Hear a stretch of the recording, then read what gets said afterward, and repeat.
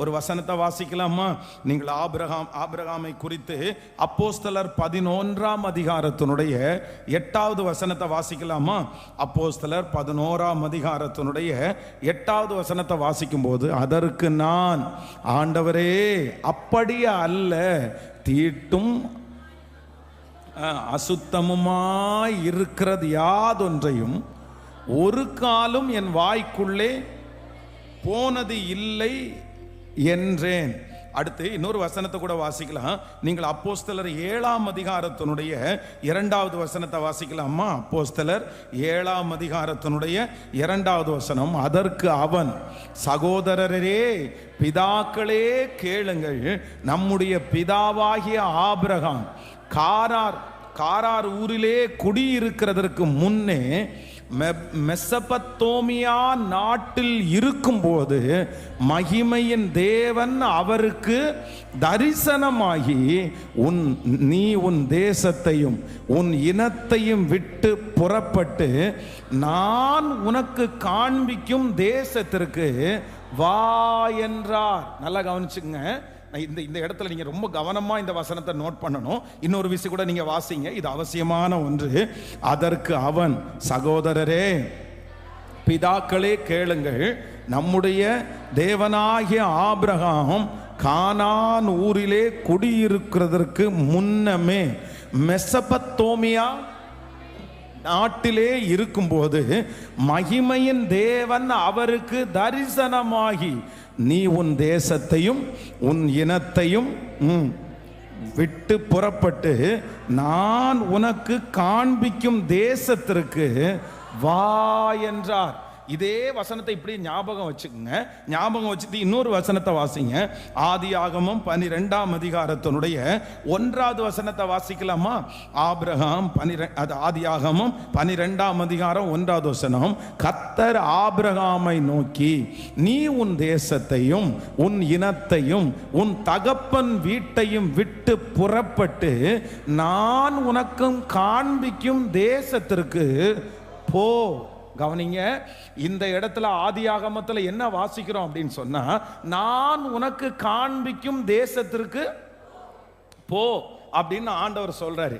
இப்போ இதுல வாசிக்கும் போது, அப்போஸ்தலத்துல வாசிக்கும் போது என்ன சொல்றாங்க அப்படின்னு சொன்னா, நான் உன் தேசத்தையும் உன் இனத்தையும் விட்டு புறப்பட்டு நான் உனக்கு காண்பிக்கும் தேசத்திற்கு வா அப்படின்னு கூப்பிடுறாரு. இதுக்கு முன்னாடி வசனம் இந்த மெசபத்தோமியா அப்படின்னு எழுதியிருக்கு பாருங்களேன். இந்த மெசபத்தோமியா அப்படின்ற இடம் இதுல தான் ஆபிரகாம் இங்க தான் ஸ்டே பண்றாரு, இங்க அவர் குடியிருக்கிறாரு. ஆனா இந்த மெசபத்தோமியா அப்படின்ற இடம் ஃபர்ஸ்ட் ஒரு ரொம்ப சிட்டியான இடம். என்னன்னா இந்த மெசபத்தோமியா அப்படின்னா ரொம்ப ஜனங்கள் ரொம்ப படிச்சவங்க இருக்கிறது, ஃபர்ஸ்ட் முதல்ல நாலேஜ் வந்த இடம். இந்த மாதிரி நம்ம சொல்லுவோம்ல, இப்போ ஒரு சிட்டி இருக்குன்னா அந்த சிட்டியில இருக்கிறது பாத்தீங்கன்னா வித்தியாசமா இருக்கும். ஆனா அந்த சிட்டியை விட்டு அவுட்டருக்கு போனோம் அப்படின்னு சொன்னா அது ரொம்ப வித்தியாசமா இருக்கும். சிட்டியில இருக்கிறவங்களால கிராமத்துல போய் அவுட்டர்ல போய் வாழ்றது அப்படின்றது ரொம்ப கடினமானது. ஆனா அவுட்டர்ல இருக்கிறவங்க நிறைய பேர் சிட்டிக்குள்ள ரொம்ப சுலபமா வாழலாம். அப்போ ஆபிரகாமை கர்த்தர் அழைக்கிற இந்த மெசபத்தோமியான்ற இந்த இடம் ரொம்ப மெயினான இடம், ரொம்ப முக்கியமான இடம். ஆனா கர்த்தர் இந்த இடத்துல ஆபிரகாமை பார்த்து என்ன சொல்றார் அப்படின்னு சொன்னா, நான் உனக்கு காண்பிக்கும் தேசத்திற்கு போ. அந்த இடம் என்னன்னு தெரியாது, எங்க இருக்குன்னு தெரியாது. ஆனா ஆபிரகாம் ஆண்டவருடைய வார்த்தைக்கு கீழ்ப்படிஞ்சு இந்த மெசபத்தோமியா என்கிற ரொம்ப சாஃப்டான ஒரு இடத்தை விட்டு, ரொம்ப ஞானமான வளர்ந்த ஒரு இடத்தை விட்டு கண்மூடித்தனமா கிளம்புறாரு. ஆனா அதுக்கு அப்போஸ்தலர்கள் தான் ஆன்சர் கொடுக்கிறாரு. என்ன ஆன்சர் அப்படின்னு சொன்னா, ஆபிரகாமுக்கு முன்னாடி ஆண்டவர் வா அப்படின்னு கூப்பிடும் போது ஆபிரகாமுக்கு முன்னாடி யார் மட்டும்தான் இருந்தா அப்படின்னு சொன்னா, கர்த்தர் மட்டுமே இருந்தார். நான் நம்புறேன், ஆபிரகாமுக்கு முன்னாடி கர்த்தர் நீ போன்னு சொன்ன ஆண்டவர் அவன் போக வேண்டிய இடத்துல கர்த்தர் அவனுக்கு முன்னே போய் இப்ப அங்கிருந்து தான் கர்த்தர் கூப்பிடுகிறாரு. நான் உனக்கு காண்பிக்கும் தேசத்திற்கு வா அப்படின்னு கூப்பிடுறாரு.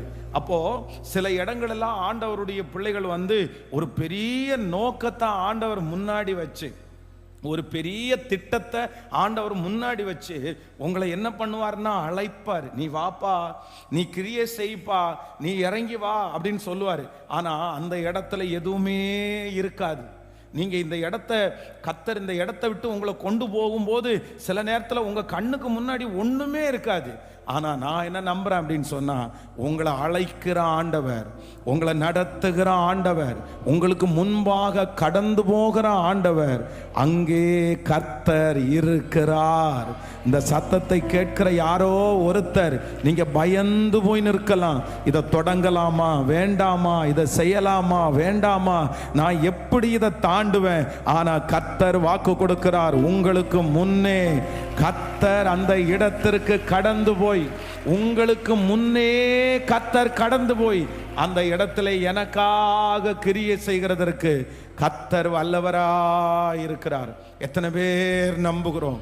இன்றைக்கு ஜோஷுவாவை கர்த்தர் அபிஷேகித்தது போல கர்த்தர் வாக்கு கொடுக்கிறார். ஒரு பெரிய நோக்கத்தை, ஒரு பெரிய திட்டத்தை ஜோஷுவாவுக்கு வைத்து திடப்படுத்தின கர்த்தர் உங்க மேலையும் ஆண்டவர் ஒரு விசேஷித்த திட்டத்தை வைத்து இன்றைக்கு 58வது நாள் கர்த்தர் வாக்கு கொடுக்கிறார்.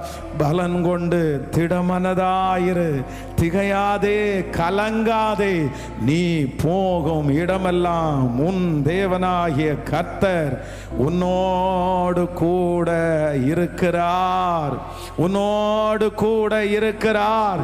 என்னை அழைத்தவர் எனக்கு முன்னே கடந்து போகிறார், என்னை நடத்த போகிற தேவன் எனக்கு முன்னே கடந்து போகிறார்.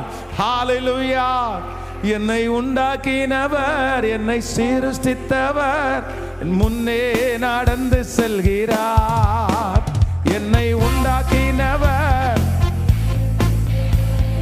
முன்னே நடந்து செல்கிறார். தீங்கு என்னை ஒன்றும் செய்யாதே, தீங்கு என்னை ஒன்றும் செய்யாதே. யாக்கோபு என்னும் சிறு பூச்சியே, நீ ஒன்றுக்கும் கலங்கி விடாதே. பாடும் இஸ்ரவேலின் சிறு கூட்டமே, நீ எதற்கும் கலங்கி விடாதே.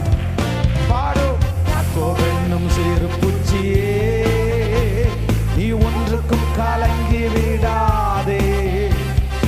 இஸ்ரவேலின் சிறு கூட்டமே, நீ எதற்கும் பயந்து. கைகளை மேல தன்னை உண்டாக்கினவர் அப்பா,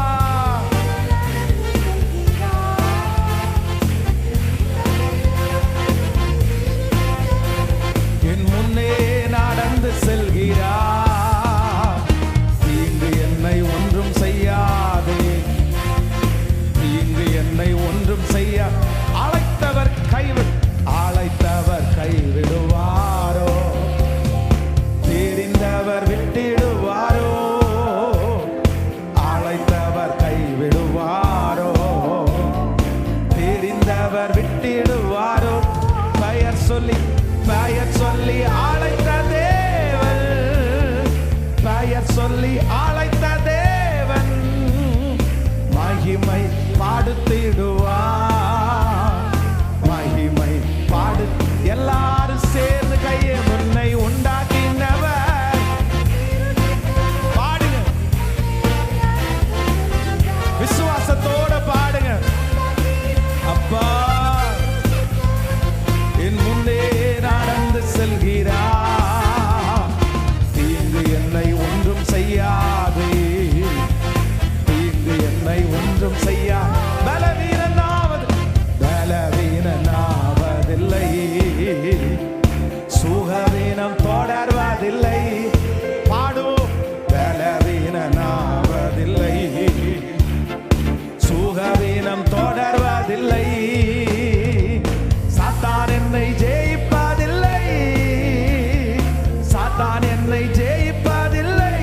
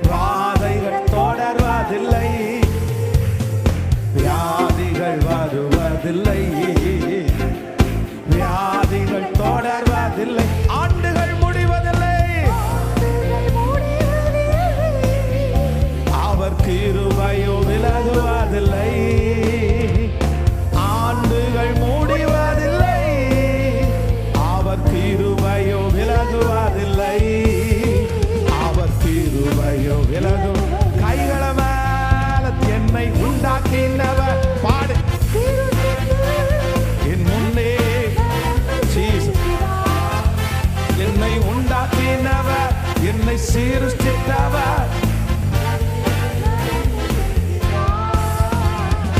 தீங்கு என்னை ஒன்றும் செய்யாது, தீங்கு என்னை ஒன்றும் செய்யாதே.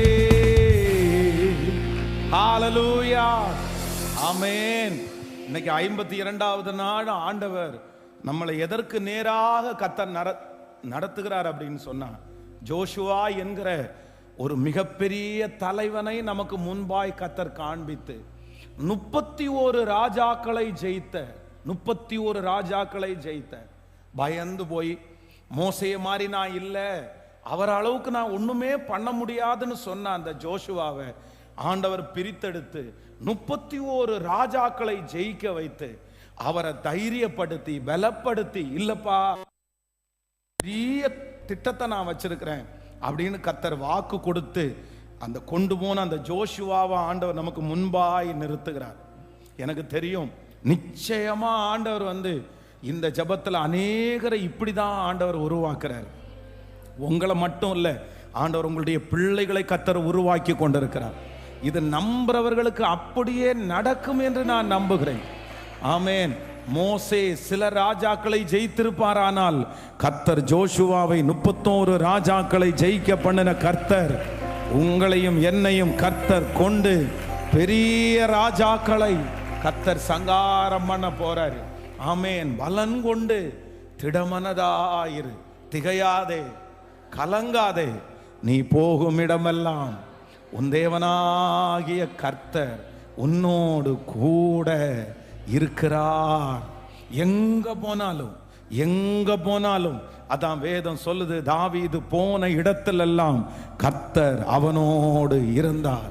தாவீது போன இடம் சிங்க கெபி, அங்கே ஆண்டவர் கூட இருந்தார். தாவீது போன இடம் தன்னை எதிர்க்கிற அந்நிய நாடு, கர்த்தர் அவனோடு கூட இருந்தார். தாவீது போன இடம் அவனுக்கு விரோதமாய் எழும்பின பெலிஸ்தியருடைய கூட்டம், ஆண்டவர் அங்கே அவனோடு கூட இருந்தார். தாவீது போன இடம் ராட்சதர்களுக்கு முன்பாக, ஆனா கர்த்தர் எங்க போனாலும் தாவீதோடு இருந்து கர்த்தர் அவனை விடுதலையாய் காப்பாற்றின கர்த்தர் இன்று வாக்கு கொடுக்கிறார்.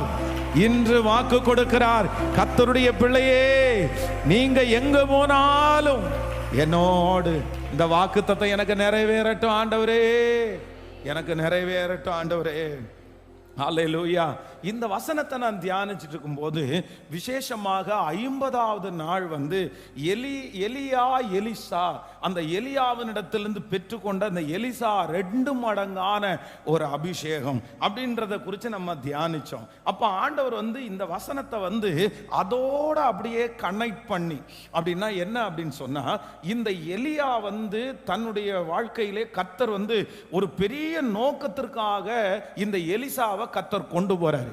ஆனா இந்த எலிசா தன்னுடைய இடத்துல போய் உட்கார, அப்படின்னா அந்த 2 மடங்கு அபிஷேகத்தை பெற்றுக் கொள்ளுகிறதற்கு நான் கடந்த நாட்கள்ல ஒரே லைனா உங்களுக்கு சொன்னேன். அப்படின்னா 4 இடத்தை அவங்க தாண்டினாங்க.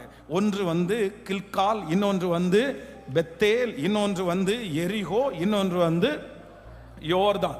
அப்படின்னா ஆண்டவர் என்னை கில்காலில் இருந்து கர்த்தர் என்னை எங்க கொண்டு போறார் அப்படின்னா, என்னை பெத்தேல் மட்டும் கொண்டு போகிறார். என்னை பெத்தேல் இருந்து எங்க ஆண்டவர் கொண்டு போறாருன்னா, என்னை எரியோவுக்கு கொண்டு போறாரு. என்னை எரிகோவுல இருந்து எங்க கொண்டு போறாருன்னா, யோர்தான் கொண்டு போறாரு. இப்போ ஒண்ணு நினைச்சுக்குங்க, இப்போ 2 பேர் இதுல இருக்கிறாங்க. ஒரு எலியா அப்படின்றவருடைய வாழ்க்கை கில்கால்ல இருந்து பெத்தேல் போகுது, பெத்தேல்ல இருந்து எரிகோ போகுது, எரிகோல இருந்து யோர்தான் போகுது. யோர்தான் முடிச்ச உடனே அவர் எங்க போறாரு? தேவனுடைய ராஜ்யத்துல போறாரு. ஆனா இன்னொரு அடுத்து எலிசான்ற ஒருத்தர் இருக்கிறாரு. இந்த எலிசா என்ன பண்றாரு அப்படின்னா, இவருடைய நியூ பிகினிங், இவருடைய ஆரம்பமே எங்க ஆரம்பிக்குது அப்படின்னு சொன்னா, இப்போ யோர்தானிலிருந்து அவர் ஆரம்பிக்கிறார். யோர்தானிலிருந்து ஆரம்பிச்சு அகைன் எரிகோ, அகைன் பெத்தே, அகைன் கில்கால், அப்படி ரிவேட்ஸ் அப்படின்னு சொன்னா, இது என்ன அப்படின்னு சொன்னா, இது 2 விதமான கூட்டத்தாருக்கு இந்த வசனம் அர்த்தமானது. ஒன்று சிலர் நம்ம என்ன பண்ணிட்டோம்னா, நம்முடைய பிரயாணத்தை நம்ம நிறைய பேரை ஆரம்பிச்சிட்டோம். சிலர் வந்து கில்காலிலிருந்து நம்ம ஆரம்பிச்சிட்டோம். ஆனா இந்த கில்காலிலிருந்து ஆரம்பிச்ச நம்ம வந்து இந்த கில்காலிலே நின்று விடாதபடி அடுத்து பெத்தேல், அடுத்து எரிகோ, அடுத்து யோர்தான் போய் ஒரு பெரிய மகிமையை பார்த்து ஆண்டவருடைய ராஜ்யத்திற்கு நம்ம போறோம். அதே போல சிலர் வந்து இந்த சத்தத்தை கேட்கிறவங்க இன்னும் எதுவுமே ஆரம்பிக்கல. இதுதான் உங்களுடைய வாழ்க்கையிலே முதன்மை. இதுவரைக்கும் நீங்க பண்ணினது எதுவுமே வாய்க்கல. ஆனா இந்த 100 நாள் ஜபத்துல ஆண்டவர் உங்களுக்குள்ள ஒரு பெரிய ஆவியை அனுப்பி ஒரு பெரிய எழுப்புதல ஆண்டவர் உங்களுக்குள்ள போட்டு உங்களை என்ன பண்றார் அப்படின்னா, யோர்தானிலிருந்து ஆண்டவர் உங்களை துவங்க பண்ணுகிறார். நான் நம்புறேன் இது எலிசாக்களின் காலம், இது எலிசாக்களின் காலம். எலியாவனுடைய காலம் முடிவிற்கு வந்தது. எலிசாவனுடைய காலம் ஆரம்பமாக போகிறது. ஆமென். எலியாவனுடைய வாழ்க்கையிலே இருக்கிற கடைசி அற்புதம் எலிசாவனுடைய மாறினது. நாம் விசுவாசிக்கிறேன், இது நம்புறவங்களுக்கு அப்படியே நடக்கும். பெரிய பெரிய தலைவர்கள், பெரிய பெரிய பரிசுத்தவான்கள், இந்த உலகத்தை கலக்கின பலருடைய கடைசி வெற்றி உங்களுடைய முதல் வெற்றியாய், உங்களுக்கு அது முதன்மையாய் நம்புறவங்க கரங்களை தட்டி ஆமென். உங்க அப்பாவுடைய அந்த கடைசி வெற்றி உங்களுடைய முதல் வெற்றியாய் அமைவதற்கு எங்களை தைரியப்படுத்துகிற நல்ல கர்த்தர். ஹல்லேலூயா. சோ வந்து இந்த கில்கால், பெத்தேல், எரிகோ, யோர்தான் இந்த 4 ஸ்டெப் அப்படின்னா இந்த 4ஐயும் ஆண்டவர் வந்து கனெக்ட் பண்றாரு. இதுல வந்து ஆண்டவருடைய பிள்ளைகள் கற்றுக்கொள்ளக்கூடிய சில காரியத்தை ஆண்டவர் வைத்திருக்கிறார். அதை மட்டும் நம்ம தியானிச்சு நம்ம என்ன பண்ண போறோம்னா, ஆண்டவர் நமக்காக வைத்திருக்கிற ஒரு பெரிய திட்டத்தை நம் மூலமாய் ஆண்டவர் நிறைவேற்ற போறாரு. எத்தனை பேர் ஆயத்தமா இருக்கிறோம்? இந்த செய்தி உங்களுக்கு விளங்குதா? இந்த செய்தி உங்களுக்கு புரியுதா? புரியணும்னு நான் ரொம்ப ஜபத்தோட நான் உங்களுக்கு அதுக்காக தான் திரும்ப திரும்ப சொல்றேன். அப்படின்னா ஆண்டவர் வந்து ஒரு சாதாரணமான ஜோஷுவாவை எடுத்து கர்த்தர் சொல்றாரு, உன்னை பொறுப்புல நான் வைக்க போறேன்னு சொல்லும் போது ஜோஷுவா பயப்படுறாரு. இல்ல, மோசே அளவுக்கு நான் இல்ல, என்ன நீங்க எப்படி நம்புறீங்கன்னு சொன்ன உடனே அதுதான் ஆண்டவர் சொல்றாரு, நான் மோசையோடு இருந்தது போல உன்னோடும் இருப்பேன். மோசையோட அவர் ஆண்டவர் எப்படி இருந்தார்னா, மோசையினுடைய வாயோடு இருந்தார், மோசையினுடைய விரல்களோடு இருந்தார், மோசையினுடைய வழிகளோடு இருந்தார் அப்படின்னு தைரியப்படுத்துகிற ஆண்டவர் அது மட்டும் தைரியப்படுத்தாம உன்னை ஒரு பெரிய திட்டத்திற்காக நான் முன்குறிச்சிருக்கிறேன்னு சொல்லி பலன் கொண்டு திடமனதாயிரு, திகையாதே, கலங்காதே, நீ போகும் இடமெல்லாம் யார் வர்றாங்களோ இல்லையோ நான் கர்த்தராகிய நான் உன்னோடு கூட வருவேன், நீ முன்னேறுன்னு ஆண்டவர் தைரியப்படுத்துகிற அந்த வார்த்தையை நமக்கு சொல்லுகிறார். இப்போ அவ்வளோ பெரிய வெற்றியை அடைந்து 31 யுத்தங்களிலே வெற்றி அடைந்து ஜனங்களுக்கு எல்லாருக்கும் பங்கு போட்டது போல ஆண்டவர் இந்த சத்தத்தை கேட்கிற நிறைய பேரை கொண்டு பெரிய காரியத்தை கர்த்தர் செய்கிறார். ஆனா அந்த பெரிய காரியத்தை செய்யறதற்கு நீங்க 4 அடுக்கான இந்த சூழ்நிலைகளை நீங்க கடந்து வரணும். இந்த 4 காரியத்தை நம்ம வந்து தியானிச்சு வேக வேகமாய் நான் உங்களுக்கு சொல்லி உங்க எல்லாரையும் ஜபத்துக்குள்ள நடத்தி இன்னைக்கு இந்த 52வது நாள் ஆண்டவர் என் மேல ஒரு பெரிய தரிசனம் வைக்கணும் அப்படின்ற ஒரு சிந்தையோட முடிக்க போறோம். ஹல்லேலூயா. முதலாவதாக நம்பர் 1, இந்த கில்காலை குறித்து நம்ம வாசிக்க போறோம். ஜோஷுவாவின் புஸ்தகம் 5ஆம் அதிகாரத்தினுடைய 5வது வசனத்திலிருந்து 9வது வசனம் வரைக்கும் வாசிக்க போறோம். ஆமென். ஜோஷுவாவின் புஸ்தகம் 5ஆம் அதிகாரத்தினுடைய 5வது வசனத்திலிருந்து வாசிக்கலாம். எகிப்திலிருந்து புறப்பட்ட எல்லா ஜனங்களும் விருத்த சேதனம் பண்ணப்பட்டிருந்தார்கள். அவர்கள் எகிப்திலிருந்து புறப்பட்ட பின்பு வழியிலே வனாந்தரத்திலே பிறந்த சகல ஜனங்களும் விருத்த சேதனம் பண்ணப்படாதிருந்தார்கள். கர்த்தருடைய சத்தத்திற்கு கீழ்ப்படியாமற் போன எகிப்திலிருந்து புறப்பட்ட யுத்த புருஷரான யாவரும் மாளும் மட்டும் இஸ்ரவேல் புத்திரர் 40 வருஷம் வனாந்தரத்தில் நடந்து திரிந்தார்கள். கர்த்தர் எங்களுக்கு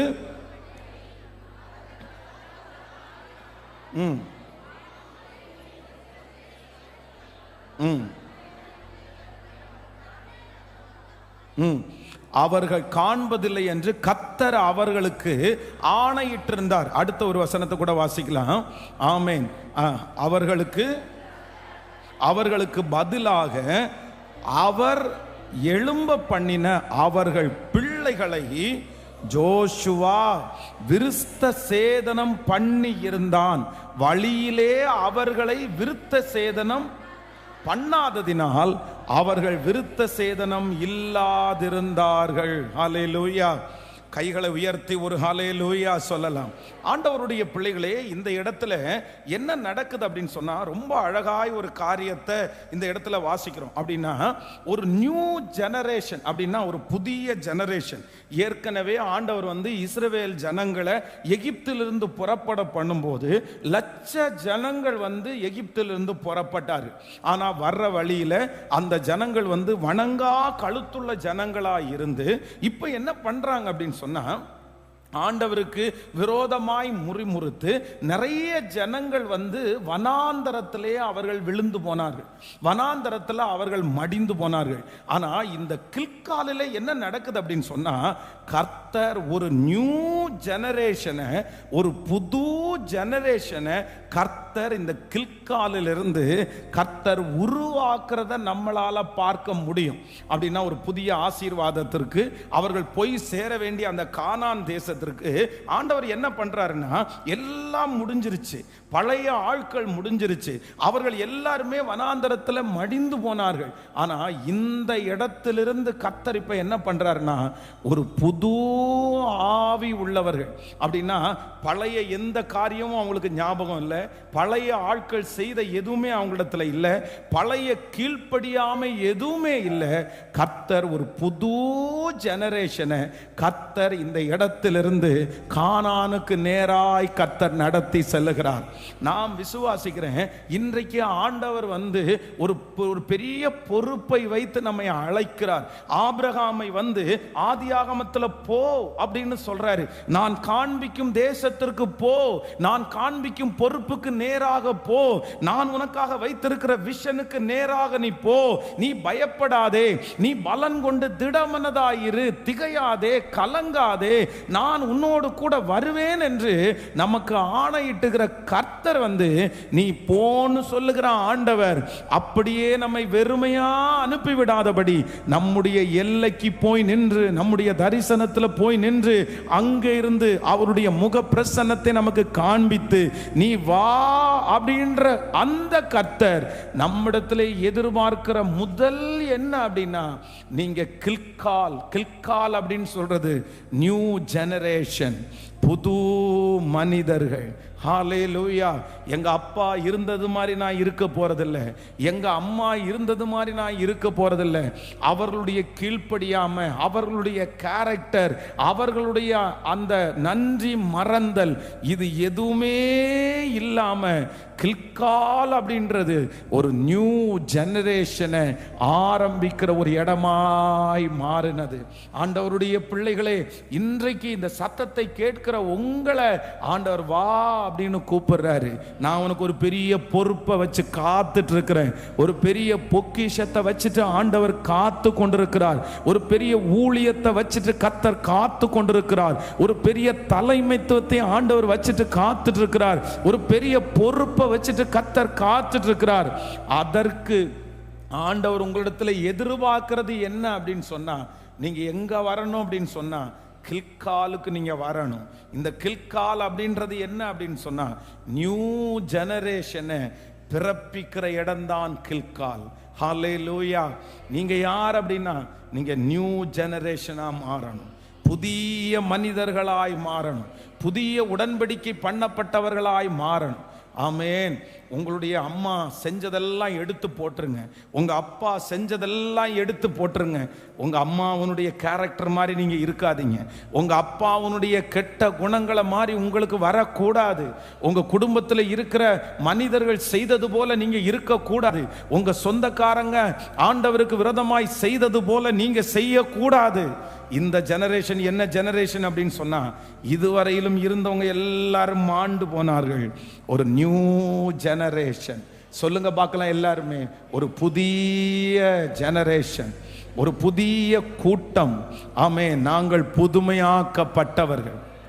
சொல்லுங்க முழு பலத்தோடு கூட கவனிங்க. அம்மா அப்பாக்குள்ள நீங்க என்னென்ன கர்த்தருக்கு விரோதமானதை பார்த்தீங்களோ அது வேத வசனத்திற்கு முரண்பாடா இருக்குமானால் அந்த காரியத்தை ஆண்டவருடைய பிள்ளைகள் கண்டிப்பா என்ன பண்ணணும்? சத்தமா சொல்லுங்க, நிச்சயமா நீங்க விடணும்.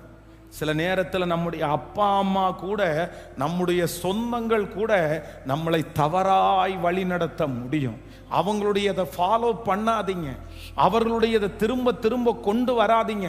நான் நம்புறேன் உங்களோட அந்த பாரம்பரியம் உடையணும், உங்களோட அந்த காரியங்கள் உடையணும். ஆண்டவருக்கு விரோதமான காரியங்கள் உங்களோட உடையணும், ஆண்டவருக்கு பிரியமில்லாத காரியங்கள் உங்களோட உடையணும். ஆமென். நீங்கள் சத்தியத்தை தெரிஞ்சதற்கு பிற்பாடும் நீங்க எப்படி அப்படி இருக்கலாம்? நீங்க எப்படி அப்படி இருக்க முடியும்? இல்ல எங்க அம்மா எங்க அப்பான்னு சத்தியத்தை தெரியறதுக்கு முன்னாடினா பரவாயில்ல, ஆண்டவருடைய வேதத்தை படிச்சு தெரிஞ்சுக்கிறதுக்கு முன்னாடினா பரவாயில்ல. ஆனா இப்பதான் உங்களுக்கு தெரிஞ்சிருச்சுல்ல, இதை செய்யக்கூடாதுன்னு தெரிஞ்சிருச்சுல்ல, இதை ஆண்டவர் விரும்பலன்னு சொல்லிட்டார்ல, அப்போ அதற்கு மாறாக இப்ப இல்ல எங்க அம்மா இந்த வழிமுறையை காமிச்சாங்க, எங்க அப்பா இந்த வழிமுறையை காமிச்சிருக்கிறாரு, எங்க அம்மா இந்த கலாச்சாரத்தை காமிச்சிருக்கிறாங்க அப்படின்னு உங்க மனசுல ஒரு தவறான வேதத்திற்கு முரணான ஒன்றை நீங்க பிடிச்சிட்டு இருப்பீங்க அப்படின்னு சொன்னா, கர்த்தர் சொல்கிறார், இந்த கில்கால் என்ன இடம் தெரியுமா? இந்த கில்கால் ஒன்று லாஸ்ட் ஜெனரேஷனுடைய எண்டிங், ஃபைனல் கடைசி இடம், நியூ ஜெனரேஷனுடைய ஸ்டார்ட் பண்ற இடம். இப்ப நான் கேட்கிறேன், கர்த்தர் ஒரு பெரிய திட்டத்தை உங்க மேல வச்சு கர்த்தர் உங்களை ஆமே 2 மடங்கு அபிஷேகத்துக்கு நேராய் கொண்டு போக போறாரு. ஆமேன். இன்னும் இன்னும் இன்னும் உங்களிடத்துல என்ன இருக்கிறது? இன்னும் உங்களிடத்துல என்ன இருக்கிறது? உங்க அப்பாவுடைய சுபாவம் உங்களுக்குள்ள என்ன இருக்குது? உங்களுடைய தாத்தாவுடைய சுபாவம் உங்களுக்குள்ள என்ன இருக்குது? உங்களுடைய முன்னோர்களுடைய காரியங்கள் உங்களுக்குள்ள என்ன இருக்குது? நீங்க தயவு செய்து அன்பாய் கேட்கிறேன், இல்ல அப்படி இல்லாத பட்சத்தில் ஆண்டவர் உங்களை ஒரு புதிய இடத்திற்கு நேராய் ஆண்டவர் உங்களை கொண்டு போக முடியாது. ஆமேன். சில காரியம் பெருமை இல்லை, அது சின்ன வயசுல பெருமையா இருக்கும். நம்ம பிள்ளைங்க குட்டியா இருக்கும்போது ஒரு முறைச்சிட்டான்னு வச்சுங்களேன், உன்னை குத்திடுவேன்னு சொன்னான்னு வச்சுங்களேன், நிறைய அம்மா அப்பா சொல்லுங்க, பாரு அப்பனை மிஞ்சி பிறந்திருக்கு பாரு, அம்மாவை மிஞ்சி பிறந்திருக்குது பாரு, அவங்க அப்பனை போல பண்ணுது, அம்மா போல பண்ணுது அப்படின்னு. சின்ன வயசுல அந்த காரியத்தை செய்யும் போது நம்ம சிரிக்கலாம், ஆனா சந்தோஷப்படலாம். ஆனா வளர்ந்ததற்கு பிறகு அதை அப்படி செஞ்சிச்சு அப்படின்னு சொன்னா நம்ம நிறைய பேர் என்ன பண்ண முடியாதுன்னா அதை பொறுத்துக்க முடியாது. ஆனா யாரோ ஒருத்தரிடத்துல ஆண்டவர் பேசுறாரு, நீ இவ்வளவு தெரிஞ்சதற்கு பிற்பாடும், மகனே இவ்வளவு சத்தியத்தை அறிந்ததற்கு பிற்பாடும், இவ்வளவு அற்புதத்தை நான் உங்களுக்கு செய்ததற்கு பிற்பாடும், இந்த கில்காலிலிருந்து எழும்புவதற்கு உங்களுக்கு மனம் இல்லை என்றால் ஆண்டவர் இன்னைக்கு நேருக்கு நேர் பேசுறாரு. சொந்தங்களுக்காக அந்த காரியத்தை விட்டு கொடுக்காம இருக்கிறீங்களா? யாராவது ஒருத்தர் பேசிடுவாங்கன்றதுக்காக விட்டு கொடுக்காம இருக்கிறீங்களா? நான் நம்புறேன், சொந்தத்திற்காக ஆண்டவருடைய வார்த்தைக்கு கீழ்ப்படியாம இருக்கிறது ரொம்ப தப்பு. ஏன் அப்படின்னா, நம்முடைய கஷ்டத்துல சொந்தக்காரங்க யாரும் வர மாட்டாங்க, நம்முடைய தோல்வியில யாரும் வரமாட்டாங்க, அவங்க வேடிக்கை மட்டும்தான் பார்ப்பாங்க. ஆனா நாம் ஆராதிக்கிற தேவன், நாம் எங்கு போனாலும், அதான் கர்த்தர் வாக்கு கொடுக்கிறார், பலன் கொண்டு திடமனதாய் இரு, திகையாதே கலங்காதே, நீ போகும் இடமெல்லாம் உன் தேவனாகிய கர்த்தர் உன்னோடு கூட இருப்பார். ஹல்லேலூயா. என்ன ஜெனரேஷனை உண்டு பண்ணணும்னா ஒரு நியூ ஜெனரேஷனாய். சத்தமா ஆமென் சொல்லுங்க பார்க்க. விசுவாசிக்கிறீங்களா இல்லையா? எத்தனை பேர் விசுவாசிக்கிறீங்க? ஆமென். நான் நிறைய இந்த மாதிரி டிசைட் பண்ணியிருக்கிறேன், எங்க அம்மா அப்பா என்ன குணம், எங்க அம்மா அப்பா என்ன கெட்ட குணம் இருக்குதோ அந்த கெட்ட குணம் எதுவுமே எனக்குள்ள வரக்கூடாது அப்படின்னு முயற்சி எடுக்கிறேன். என்ன நடத்தின நிறைய ஊழியக்காரர்கள், அவர்களிடத்துல என்னதான் இருந்தாலும் அவங்க மனுஷங்க தானே, அவர்களுக்குள்ள சில நெகட்டிவ் இருக்க தானே செய்யும். அதெல்லாம் எனக்குள்ள இருக்கக்கூடாதுன்னு நினைச்சு ஒன்னொன்னா நிறைய சேஞ்ச் பண்ணி நிறைய மாற்றி இருக்கிறேன். அதை மாத்தல அப்படின்னா நீங்க அந்த ஆசீர்வாதத்திற்கு நேராய் போக முடியாது. அப்படியே கண்களை மூடி ஒரு 2 நிமிஷம் டைம் கொடுக்குறேன். என்ன கவனிங்க, என்ன கவனிங்க. நீங்க நினைச்சு பாருங்க, நீங்க நினைச்சு பாருங்க. சரி, நம்முடைய முன்னோர்களுடைய சில காரியங்களை நீங்க விடாம இருக்கிறீங்களா? எனிவே நான் என்னன்னு உங்களுக்கு தான் தெரியும், என்னன்னு உங்களுக்கு தான் தெரியும். அது கர்த்தர் உங்களோட கூட பேசுவார், ஆண்டவர் உங்களோடு கூட பேசுவார். நீங்க ரொம்ப வைராக்கியமா இருக்கணும். அதை நான் ஒரு ஷார்ட்டா ஒன்று சொல்றேனே, ஒரு சிம்பிளா ஒன்று சொல்றேன், உங்களுக்கு தெரியும்னு நினைக்கிறேன். என்னுடைய தகப்பனார் தாயார் என்னுடைய மேரேஜில் கம்பல்சரி எங்க அம்மா அப்பா என்ன நினைச்சாங்கன்னா, கண்டிப்பா நீ வரதட்சணை வாங்கணும் அப்படின்றதுல எங்க அம்மா அப்பா குறியாவே இருந்தாங்க. ஏன் அப்படின்னு சொன்னா, எங்க அக்காவுக்கும் வரதட்சணை கொடுத்துருக்காங்க, எங்க 2வது அக்காவுக்கும் வரதட்சணை கொடுத்துருக்காங்க, எங்க சின்ன அண்ணனுக்கும் வரதட்சணை வாங்கி தான் கட்டி இருக்கிறாங்க, எங்க மூத்த அண்ணனுக்கும் வரதட்சணை. இது எங்களுடைய ஊர்ல இருக்கிற ஒரு பெரிய பழக்கம். கண்டிப்பா என்ன கொடுக்குறீங்க அப்படின்றத கேட்டதுக்கு அப்புறம் தான் டேட்டே ஃபிக்ஸ் பண்ணுவாங்கன்னு வச்சுங்களேன். அந்த மாதிரி ஒரு விஷயம். ஆனா நான் ஊழியத்திற்கு வந்ததற்கு பிறகு இது ஒன்று சொல்றேன், நான் எடுத்த மிகப்பெரிய தீர்மானம் என்ன அப்படின்னு சொன்னா, என்ன நடந்தாலும் சரி, நான் என்னுடைய வாயை திறந்து நன்மையோ தீமையோ நான் கல்யாணம் பண்ணிக்க போகிற இடத்துல ஒரு வார்த்தை கூட அப்படி கேட்க மாட்டேன் நான் எதுவுமே. இன்னொன்று, இது கடினம், இது நீங்க செய்யணும்னு நான் சொல்லலை. கல்யாண செலவுக்கு கூட அவங்கள்ட்ட எதுவுமே நான் கேட்க மாட்டேன். என்னுடைய வாயை திறந்து எதுவுமே நான் சொல்ல போறது இல்லை அப்படின்றது மாதிரி தான் ஒரு தீர்மானம் எடுத்தேன். அப்போ நான் இதனால பெரிய பெரிய எதிர்ப்புகளை சந்திக்கக்கூடிய ஒரு சூழ்நிலை கூட வந்துச்சு.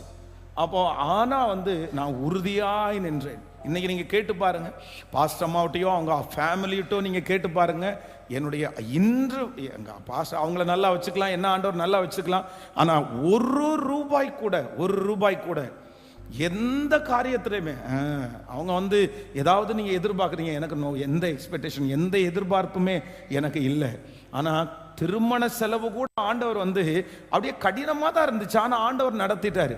ஆனா இந்த பலிபீடத்திலிருந்து நான் என்ன சொல்ல முடியும்னா, என் ஃபேமிலியிலேயே அந்த ஒரு விஷயத்தை உடைச்சு ஒரு இதை ஸ்டார்ட் பண்ணக்கூடிய கிருபையை கர்த்தர்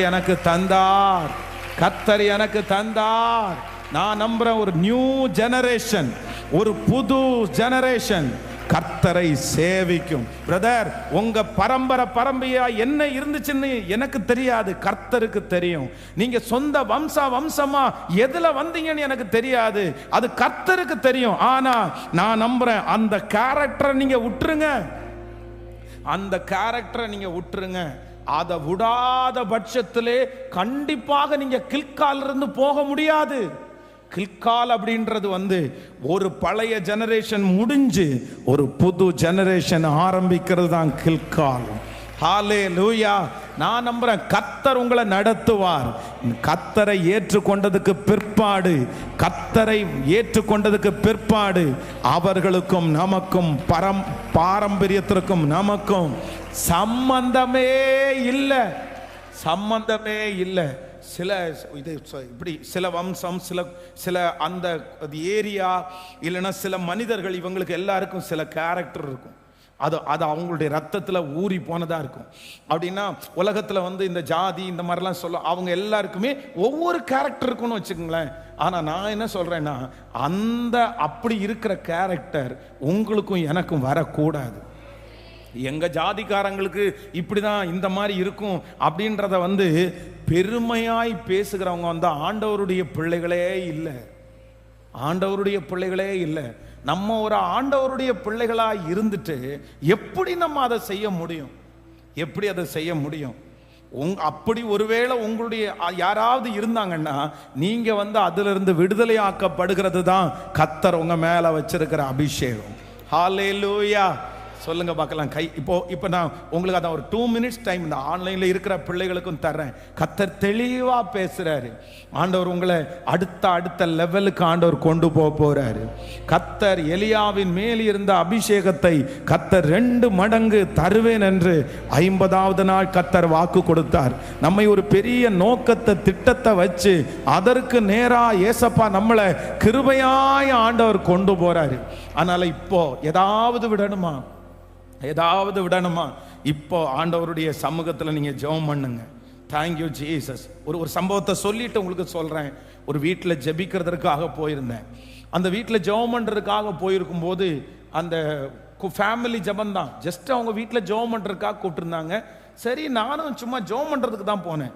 ஜெபம் பண்ண ஆரம்பிச்சா அந்த வீட்டில் இருக்கிற தகப்பனார், அந்த வீட்டில் இருக்கிற கணவனார் என்ன பண்ணுறாருன்னா, கையை அப்படி உடம்பெல்லாம் இப்படி முறுக்கிறாரு, கையெல்லாம் இப்படி முறுக்கிறாரு. அப்படியே ஜெபம் பண்ணிட்டு இருக்குன்னா கண்ணை திறந்து பார்க்குறேன், ஜபத்தில் வந்து இவர் கண்ணை முறுக்கிறாரு, கையை முறுக்கிறாரு அப்படின்னு. நான் வந்து உடனே ஜபத்தை நிறுத்திட்டு வந்து என்னாச்சு உங்களுக்கு அப்படின்னு கேட்டேன். இல்லை, எனக்கு எப்போ ஜெபம் பண்ணாலும் இந்த மாதிரி உடம்புல ஒரு டிஸ்டர்பன்ஸாக இருக்குது அப்படின்னு சொல்கிறாங்க. உடனே அவங்க மனைவி சொல்கிறாங்க, பாஸ்டர், இவர் வந்து இவங்க அப்பா இப்படி தான் பண்ணுவார், இவங்க அப்பா இப்போ இறந்து போயிட்டாரு, ஆனால் இவர் வந்து அவரை மாதிரியே பண்ணுறாரு, அவரும் அப்படி தான், இந்த மாதிரி அவர் ஒரு சிஎஸ்ஐ திருச்சபைக்கு தான் அவர் போயிட்டு இருந்தார், ஆனால் ஐயரையா இல்லை ஊழியக்காரங்க யாராவது வந்து ஜெபம் பண்ணாங்கன்னா அவரும் அந்த மாதிரி சாகிற வரைக்கும் அப்படியே பண்ணிகிட்டே இருந்தார் அப்படின்னு அவங்க சொன்னாங்க. ஆனால் இவங்களுக்கு எப்போ ஸ்டார்ட் ஆச்சு அப்படின்னு கேட்டால், அவர் எப்போ இறந்து போனாரோ அதற்கப்புறம் இவர் இது மாதிரி செய்ய ஆரம்பிச்சிட்டாரு. எனக்கு ரொம்ப வித்தியாசமாக இருந்துச்சு. கொஞ்ச நேரம் அப்படியே ஜெபம் பண்ணிகிட்டே இருந்தேன். ஜெபம் பண்ணிகிட்டே இருக்கும்போது எனக்கு இவரை விடுதலையும் ஆகலை, ரொம்ப நேரம் ஆகிட்டே இருக்குது. அப்போ சரி, அந்த ஜபத்தை நிறுத்திட்டு சரி ஒரு டீ கொடுங்க அப்படின்னு சொல்லிட்டு அந்த டீயை குடிச்சிட்டு இருக்கும்போது அவங்க வந்து ஒன்றொன்னா சொல்கிறாங்க. அவங்க வாயிலிருந்தே வருது. என்ன வருது அப்படின்னு சொன்னால், அவங்க வந்து ஒரு பெட்டி வச்சுருக்குறாங்க, இரும்பு பெட்டி. அந்த இரும்பு பெட்டிக்குள்ள இந்த தாத்தாவனுடைய ஒரு ஃபோட்டோ, அது வந்து ஒரு ஃபோட்டோ வச்சுருக்காங்க. அந்த ஃபோட்டோவை எடுத்து கொண்டு வந்து காமிக்கிறாங்க. அந்த பெட்டியில் எல்லாத்தையும் எடுத்து காமிக்கும்போது அந்த ஃபோட்டோவை பார்த்தா ஒரு ரொம்ப வயசான ஒருத்தர் வந்து பார்த்தீங்கன்னா ஒரு பெரிய ராஜா சேர் மாதிரி அந்த சேரை போட்டு அந்த சேருக்கு மேலே அவர் உட்காந்துருக்கிறது மாதிரி ஒரு ஃபோட்டோ இருக்குது. அப்போ நான் இது யாருன்னு கேட்டேன். கேட்கும்போது அவர் என்ன சொல்கிறாருன்னா, இது எங்கள் அப்பா, அவனுடைய அப்பா அப்படின்னு. இது எதுக்கு இந்த ஃபோட்டோவை நீங்கள் வச்சுருக்கிறீங்க அப்படின்னு சொன்ன உடனே, இல்லை எங்கள் அப்பா இந்த ஃபோட்டோவை பத்திரமா வச்சுருந்தாரு, எங்கள் அப்பா அந்த ஃபோட்டோவை பத்திரமா வச்சதுக்கப்புறம் நான் அந்த ஃபோட்டோவை பத்திரமா வச்சுருக்கிறேன் அப்படின்னு சொன்ன உடனே நான் என்ன சொன்னேன், எனக்கு இது என்னமோ டிஸ்டர்பன்ஸாக இருக்குது, இது வேண்டாம், எதுக்கு நம்ம செத்து போனவங்களுடைய ஃபோட்டோவை நம்ம வைக்கணும், அது நமக்கு இனி வந்து மரித்தோர் தங்கள் மரித்தோரை அடக்கம் பண்ணட்டும், அவ்வளோதான். மோசே மிகப்பெரிய வெற்றியாளனாக இருந்தாலும், இஸ்ரவேல் ஜனங்களுடைய பெரிய லீடராக இருந்தாலும், மோசைக்காக ஜனங்கள் துக்கம் கொண்டாடினது 30 days தான், 30 நாள் தான், அவ்வளோதான், அதோட முடிஞ்சிருச்சு, விட்டுருங்க. அதுக்கப்புறம் நம்ம திரும்பி அதை நினைக்க முடியாது. நான் அதனிடத்திற்கு போவேனே அல்ல, அது என்னிடத்திற்கு திரும்பி வராது. நம்ம எதுக்கு அப்படி வச்சுக்கணும்? அவங்க கத்திரிடத்துல போயிட்டாங்க, தூக்கி போடுங்க அப்படின்னு சொன்னா அவருக்கு மனசே வரல. என்ன நீங்க இப்படி சொல்றீங்க? அதெல்லாம் நம்மளால தூக்கி போட முடியுமா? அது எங்க நான் சொல்றேன், உங்களுக்கு நீங்க என்ன பண்ண போறீங்க? அதை வச்சிருந்து நீங்க ஏதாவது ஒரு யூஸ் ஆன பொருள் அப்படின்னா கூட நம்ம இது ஒரு ஜஸ்ட் போட்டோ தானே பிரதர், வேண்டாம், நமக்கு எதுக்கு இது டிஸ்டர்பன்ஸா இருக்குது? அவர் வந்து மனசு இல்லைன்னு எனக்கு தெரிஞ்சிருச்சு. சரி, உடனே நான் என்ன பண்ணிட்டேன் அப்படின்னு சொன்னா, ஜெபம் பண்ணிட்டு சரி நான் வந்துட்டேன். நான் ஒரு சின்ன ஜெபம் பண்ணிட்டு முடிச்சுட்டு வந்துட்டேன். ஆனால் நான் மறந்துட்டேன், என்னுடைய மனசுல இருந்துச்சு. பல காலங்கள் தாண்டினது, அவங்க நம்ம சர்ச்சுக்கு வர்றவங்க இல்லை, பல காலங்கள் தாண்டினது. ஒரு 7 வருடங்கள் தாண்டி அவங்கள வந்து ஒரு கன்வென்ஷன் கூட்டத்தில் சந்தித்தேன். அப்போ கன்வென்ஷன் கூட்டத்தில் சந்திக்கும் போது அவர் ரொம்ப மாற்றமாகி ரொம்ப ஒரு ஃப்ரெஷ்ஷான ஒரு ஆளாக ஃபேமிலியாக வந்து நின்னாங்க. எப்படி பிரதர் இருக்கீங்கன்னு கேட்டேன். நான் ரொம்ப நல்லா இருக்கிறேன் பாஸ்டர், ஆண்டவர் எனக்கு பரிபூரணமான விடுதலை கொடுத்தார் அப்படின்னு சொன்னால் ரொம்ப சந்தோஷம் அப்படின்னு சொன்ன உடனே, இதற்கு மிக முக்கியமான காரணம் நீங்கள் தான் அப்படின்னாரு. நான் என்ன பிரதர் செஞ்சேன்? நான் தான் அன்னைக்கு ஜெபம் பண்ணிட்டு வந்தேன், ஆனால் ஒன்றும் நடக்கலையே அப்படின்னு. இல்லை நீங்கள் சொன்னீங்க, எதுக்கு சொன்னீங்கன்னு தெரில, எங்கள் வீட்டில் வந்து ஒரு தாத்தாவுனுடைய அந்த இதெல்லாம் இருந்துச்சு, இதெல்லாம் தூக்கி வெளியே போடுங்க பிரதர், இதெல்லாம் ஏன் வச்சுருக்கிறீங்கன்னு என்கிட்ட கேட்டீங்க. எனக்கு அன்னைக்கு மனசு இல்லாமல் இருந்துச்சு, அதுக்கப்புறம் என் மனசுக்குள்ளே ரொம்ப நெருகலாகவே இருந்துச்சு. ஒரு நாள் எல்லாத்தையும் சாக்கில் போட்டு மூட்டை கட்டி கொண்டு போய் தூர வீசிட்டேன் பிரதர். இனி இதுக்கும் எனக்கும் சம்பந்தம் இல்லைன்னு வந்து ஜெபம் பண்ண ஆரம்பித்தேன். அன்றைக்கு வந்த பிரச்சனை இன்றைக்கு வரைக்கும் அந்த பிரச்சனை எனக்கு வரவே இல்லை. எனக்கு ரொம்ப ஆச்சரியமா இருந்துச்சு, ரொம்ப ஆச்சரியமா இருந்துச்சு. அப்போ ஆண்டவருடைய பிள்ளைகளே, சில காரியங்களை, முன்னோர்களுடைய அசுத்தமான காரியங்கள் ஏதாவது நமக்குள்ள இருக்குமானால் ஆண்டவர் என்ன பண்ண மாட்டார்னா அங்கே வாசம் பண்ண மாட்டார், அதுல ஆண்டவர் பிரியப்பட மாட்டார். அதனால நம்ம நியூ ஜெனரேஷன் நம்ம வேதத்தை சுமக்கிற பிள்ளைங்க, நம்ம ஆண்டவருக்கு சாட்சியான பிள்ளைங்க, அதனால ஒரு வெறுப்பு வந்தா பரவாயில்ல, அதனால ஒரு சொந்தக்காரங்க என்னை விட்டு போனா பரவாயில்ல, அதனால ஒருத்தன் என்ன பேசாம இல்லாம இருந்தா பரவாயில்ல. நான் நம்புறேன், இந்த உலகத்துல கர்த்தருக்காக எதை இழக்கிறோமோ, ஒருவன் தகப்பனையாவது தாயாவது சகோதரனையாவது சகோதரியாவது, ஆமேன், எந்த ஆசீர்வாதத்தையாவது இழக்கிறவன் மறுமையிலே கர்த்தருடைய சமூகத்துல நிறைய பெற்றுக்கொள்ளுவான். அதனால இந்த உலகத்துல ஆண்டவரை ஏற்றுக்கொண்டதன் காரணமாக நீங்க வெறுக்கப்படுறீங்களா, நீங்க ஒடுக்கப்படுறீங்களா, நீங்க கவலையே படாதீங்க. எப்படி ஸ்தேவான் இந்த உலகத்துல வெறுக்கப்படும் போது பரலோகம் கரங்கத்தை தட்டி அவனை வரவேற்று, வாப்பா வாப்பா வாப்பா நீ பரலோகத்துக்குரியவன்னு சொல்லிச்சோ, அதே போல உங்க சொந்த இங்க வெறுப்பாங்க, சுற்றி இருக்கிறவங்க வெறுப்பாங்க, ஆனா பரலோகம் உங்களுக்காக கைகளை தட்டி வரவேற்கும். நம்புறவங்க கரங்களை மேல தட்டி முழு பலத்தோடு நல்ல கைகளை தட்டி, இயேசுவே இப்போ இப்போ இப்போ அந்த அக்கினி எதெல்லாம் மறைஞ்சிருக்குதோ, எதெல்லாம் அசுத்தமா இருக்குதோ, அந்த கோபம் இயேசுவின் நாமத்தினால வெளியே போகட்டும். அந்த கொலை வெறியின் ஆவி இயேசுவின் நாமத்தில் வெளியே போகட்டும். அந்த தேவை இல்லாத குணம் ஜெபம் பண்ணுங்க, அது போகும். அதிலிருந்து உங்களுக்கு விடுதலை வரும். பாருங்க, அற்புதம் நடக்கும். ஹalleluya ஹalleluya. இப்ப ஜெபம் பண்ணுங்க பார்க்கலாம். 2 minutes உங்களுக்கு தரும்போது நிறைய பேருக்கு ஆண்டவர் அற்புதத்தை செய்ய போறாரு.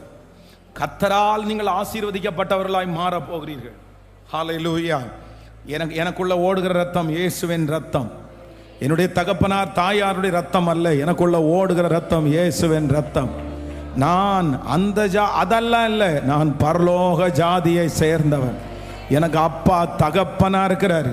சொல்லுங்க, நீங்க ஜெபிக்க வாலிப பிள்ளைங்க தம்பி எல்லாரும் ஜெபிங்க. கர்த்தர் இன்னைக்கு ஒரு நியூ ஜெனரேஷனை ஆண்டவர் உருவாக்க போறாரு. Thank you Jesus. Hallelujah hallelujah hallelujah. ஸ்தோத்திரம் ஸ்தோத்திரம் ஸ்தோத்திரம் ஸ்தோத்திரம். ஜெபிக்க அந்த மகிமை கடந்து வரட்டும். ஹalleluya hallelujah hallelujah. Thank you Jesus, thank you Jesus, thank you Jesus.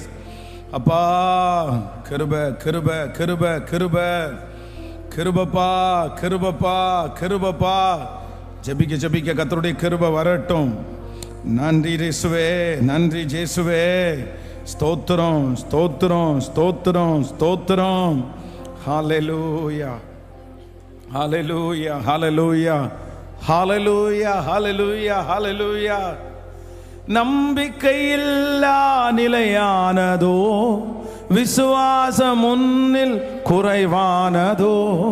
நம்பிக்கையில்லா நிலையானதோ, விசுவாசம் முன்னில் குறைவானதோ. வல்லவர் உனக்குள்ளே இருக்கின்றார், வலக்கரம் தாங்குவர் கலங்காதே, வலக்கரம் தாங்குவர் கலங்காதே.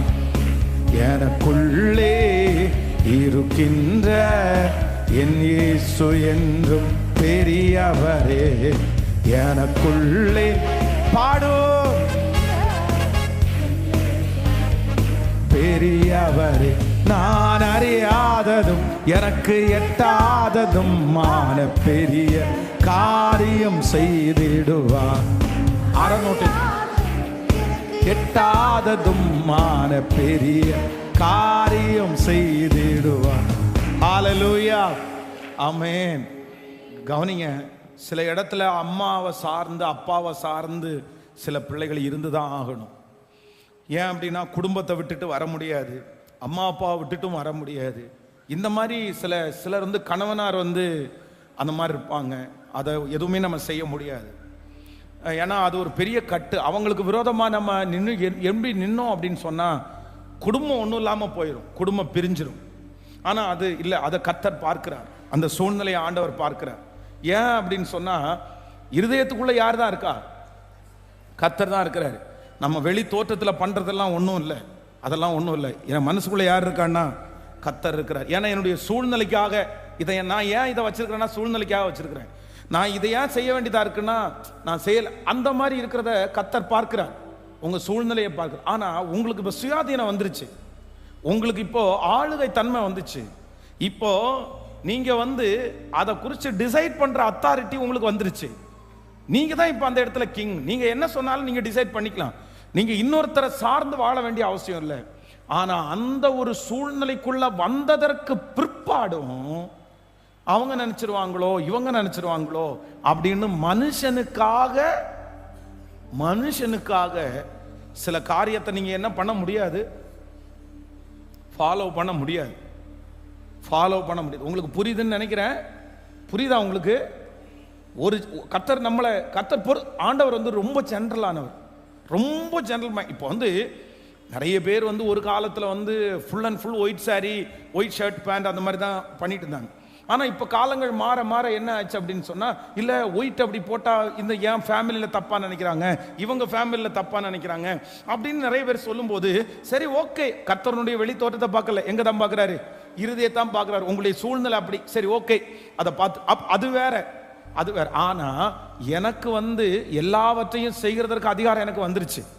நான் தான் அப்படி அந்த இடத்துல நான் அவங்கள ஒன்றும் டிபெண்ட் பண்ணி எல்லாம் வாழலை. கர்த்தர் என்ன தனியாக வச்சிருக்கிறாரு அப்படின்னு சொல்லும்போது, நீங்க அந்த காரியத்தில் வைராக்கியம் பாராட்டலைன்னா ஆண்டவருக்கு அது நிச்சயமாகவே என்னவா இருக்கும்னா காயமாக தான் இருக்கும். அதனால இன்னைக்கு யாரோ ஒருத்தரிடத்துல ஆண்டவர் பேசி இருக்கிறாரு. நீங்க கில்கால் அப்படின்றது இடம் எங்க அப்படின்னா, ஃபர்ஸ்டே கர்த்தர் வாக்கு கொடுக்குறாரு. ஒரு நியூ ஜெனரேஷன், ஒரு புதிய தலைமுறை, ஒரு புதிய மனிதர்களை உருவாக்குகிற ஒரு இடம். ஹல்லேலூயா, ஆமேன். எனக்குள்ளே இருக்கிற இயேசு அவர் பெரியவர். ஆமேன். சேர்ந்து கரங்களை தட்டி இந்த பாடலுடைய ஒரு சரணத்தை கூட பாடி ஹல்லேலூயா, எனக்குள்ளே இருக்கிற இயேசு அவர் பெரியவர். எல்லாருடைய கரங்களை தட்டி ஆமேன்.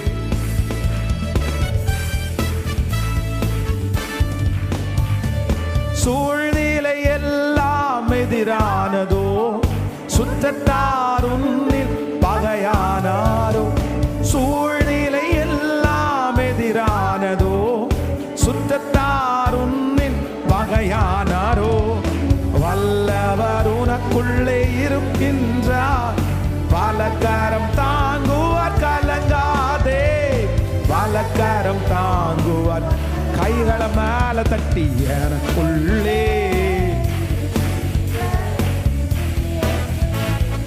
பெரியவரே, எனக்குள்ளே இருக்கின்ற என் இயேசு என்று பெரியவரே. மதுரமான வாழ்வு கசப்பானதோ, ஒளி வரும் நேரம் இருளானதோ. மதுரமான வாழ்வு கசப்பானதோ, ஒளி வரும் நேரம் இருளானதோ. ஜீவனுள்ள தேவன் இருக்கின்றார், யாவையும் செய்வார், கலங்காதே. யாவையும் செய்வார். கைகளை மேல தட்டி எனக்குள்ளே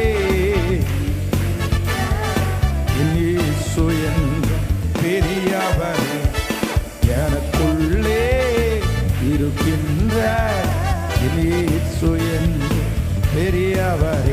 நான் அறியாததும் எனக்கு எட்டாததும் மான பெரிய காரியம் செய்திடுவார்.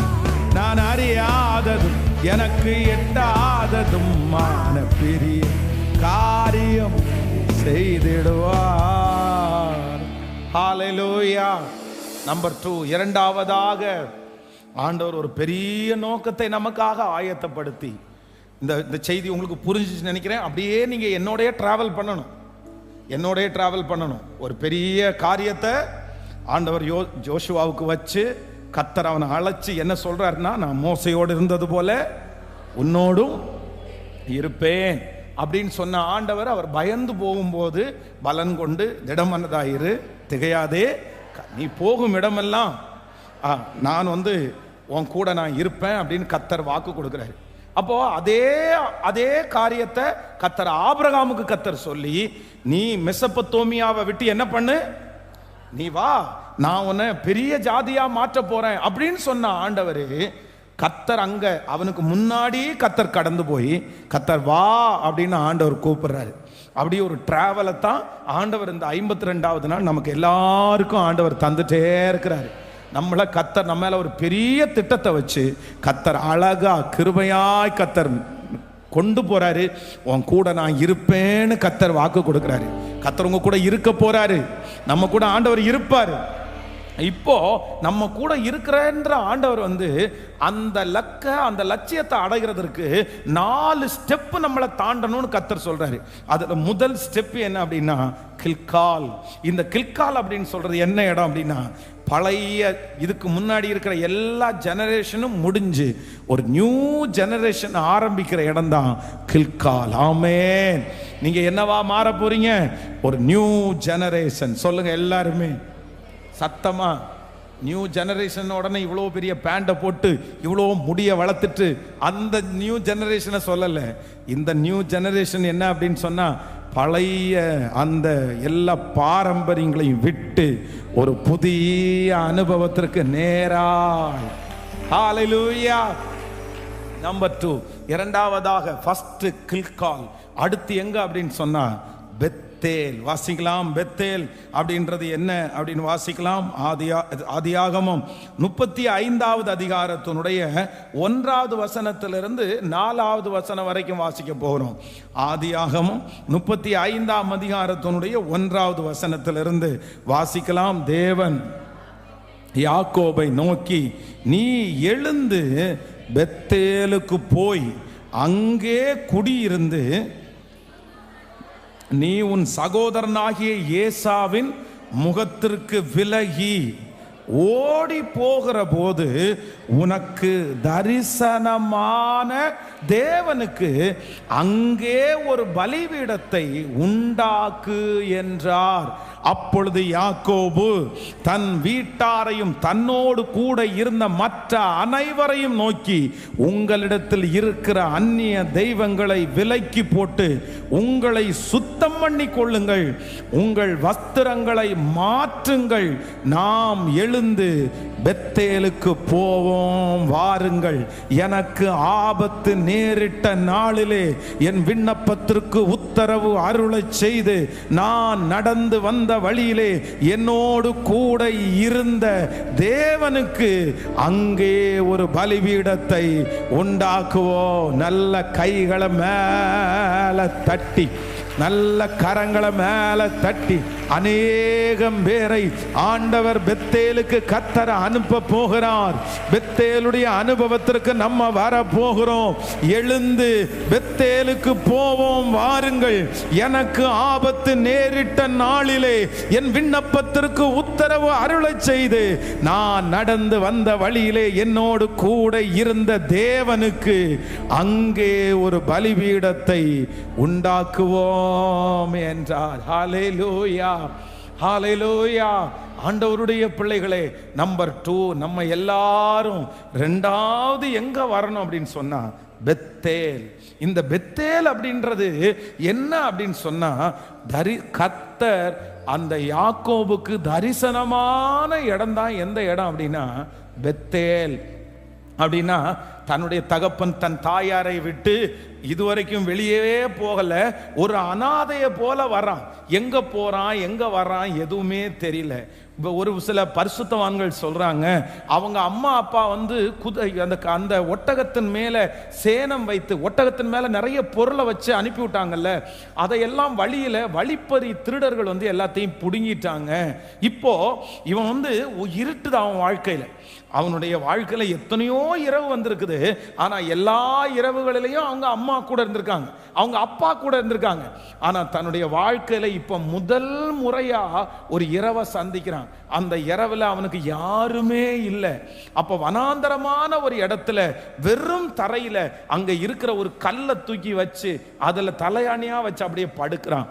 படுத்து நித்திரை பண்ணிட்டு இருக்கும் போது வேதம் சொல்லுது, கீழேந்து மேல வரைக்கும் ஒரு ஏணி வைக்கப்பட்டிருக்கிறது. அப்ப அந்த ஏணியினுடைய நுனி வானத்தை தொட்டு இருக்குது. இப்ப என்ன அவன் பார்க்கிறான் அப்படின்னு சொன்னா, அந்த வானத்திலிருந்து இவன் தேவ தூதர்கள் அப்படி ஏறாங்க இறங்குறாங்க. அப்ப ஃபர்ஸ்ட் இதனுடைய அர்த்தம் என்ன அப்படின்னா, நீ தனிமை இல்லடா, நீ படுத்திருக்கிற இடம் வனாந்தரம் தான். இந்த இரவுல உங்க அம்மா அப்பா யாருமே உன் கூட இல்லை, ஆனா நான் உன் கூட இருக்கிறேன். உனக்கு பாதுகாப்புக்காக தான் நான் இருக்கிறேன், நான் உன்னை விட்டு விலகல்ல, உன்னை கைவிடலைன்றத கர்த்தர் ஏறுகிறவரும் இறங்குறவருமாய் அப்படியே அப்படியே அதுக்கப்புறம் பார்த்தீங்கன்னா அப்படியே அந்த தரிசனத்தை சொப்பனத்தை பார்த்துட்டே இருக்கும்போது அடுத்த ஒரு காட்சி வருது. என்ன காட்சி அப்படின்னா, அங்க மேல நின்னுட்டு ஆண்டவர் சொல்றாரு, எப்பா நான் உன் தகப்பனுடைய தேவன், நான் உன்னுடைய தேவன், இந்த இடத்திற்கு உன்னை திரும்பி நான் வர பண்ணுவேன், நீ கலங்கி கொண்டிருக்கிறாய், நான் திரும்ப உயிரோட வருவேனா, நான் பிழைப்பேனா அப்படின்னு சொல்லும்போது முதல்ல ஆண்டவர் வந்து அவனுக்கு பாதுகாப்பு, உனக்கு நான் இருக்கிறேன், உன்னை ஒன்றும் பண்ண முடியாதுன்னு கர்த்தர் சொல்றாரு. ரெண்டாவது கர்த்தர் சொல்றாரு, நான் உன்னை திரும்பவும் இதே இடத்துக்கு, நீ எந்த இடத்துல வெட்கப்பட்டு போறியோ, எந்த இடத்துல அவமானத்தோட போறியோ, எந்த இடத்துல மன கஷ்டத்தோட போறியோ, இதே இடத்திற்கு நீ பல பரிவாரத்தோட திரும்பி வருவ அப்படின்னு ஆண்டவர் வாக்கு கொடுக்கிறாரு. இந்த வாக்கு ஆண்டவர் கொடுத்த உடனே இதுவரைக்கும் பர்சனலா ஆண்டவரோட தனிப்பட்ட விதத்துல யாக்கோபுக்கு கனெக்ட் இல்லை. ஆனா இந்த இடத்துல அவனுக்கு ஒரு கனெக்ட் வருது. உடனே காலையில எந்திரிச்சு தன்னுடைய தலைமாட்டில் இருந்த அந்த கல்லை ஒரு குழி தோண்டி புதைச்சு அங்க இதை தூணா நிறுத்துறேன் சொல்றாரு. இந்த இடத்திற்கு நீங்க சொன்னது மாதிரியே நான் திரும்பி வந்தேன்னா இந்த இடத்துல நான் என்ன பண்ணுவேன்னா உங்களுக்கு ஒரு ஆலயத்தை கட்டுவேன். அந்த இடத்துக்கு பெத்தேல்னு பேர் வச்சது யாருன்னா யாக்கோபு தான் அந்த இடத்துக்கு பேர் வைக்கிறாரு. அதுக்கு முன்னாடி அந்த இடத்துல லூஸ் அப்படின்ற ஒரு பேர் இருந்துச்சு. நீங்க ஆதியாகமத்தினுடைய 28ஆம் அதிகாரத்தினுடைய 19வது வசனத்தை வாசிப்பீர்களே ஆனால் அந்த ஸ்தலத்திற்கு பெத்தேல் என்று பெயரிட்டான். அதற்கு முன்னே ஊருக்கு லூஸ் என்கிற பேர் ஒன்று இருந்துச்சு.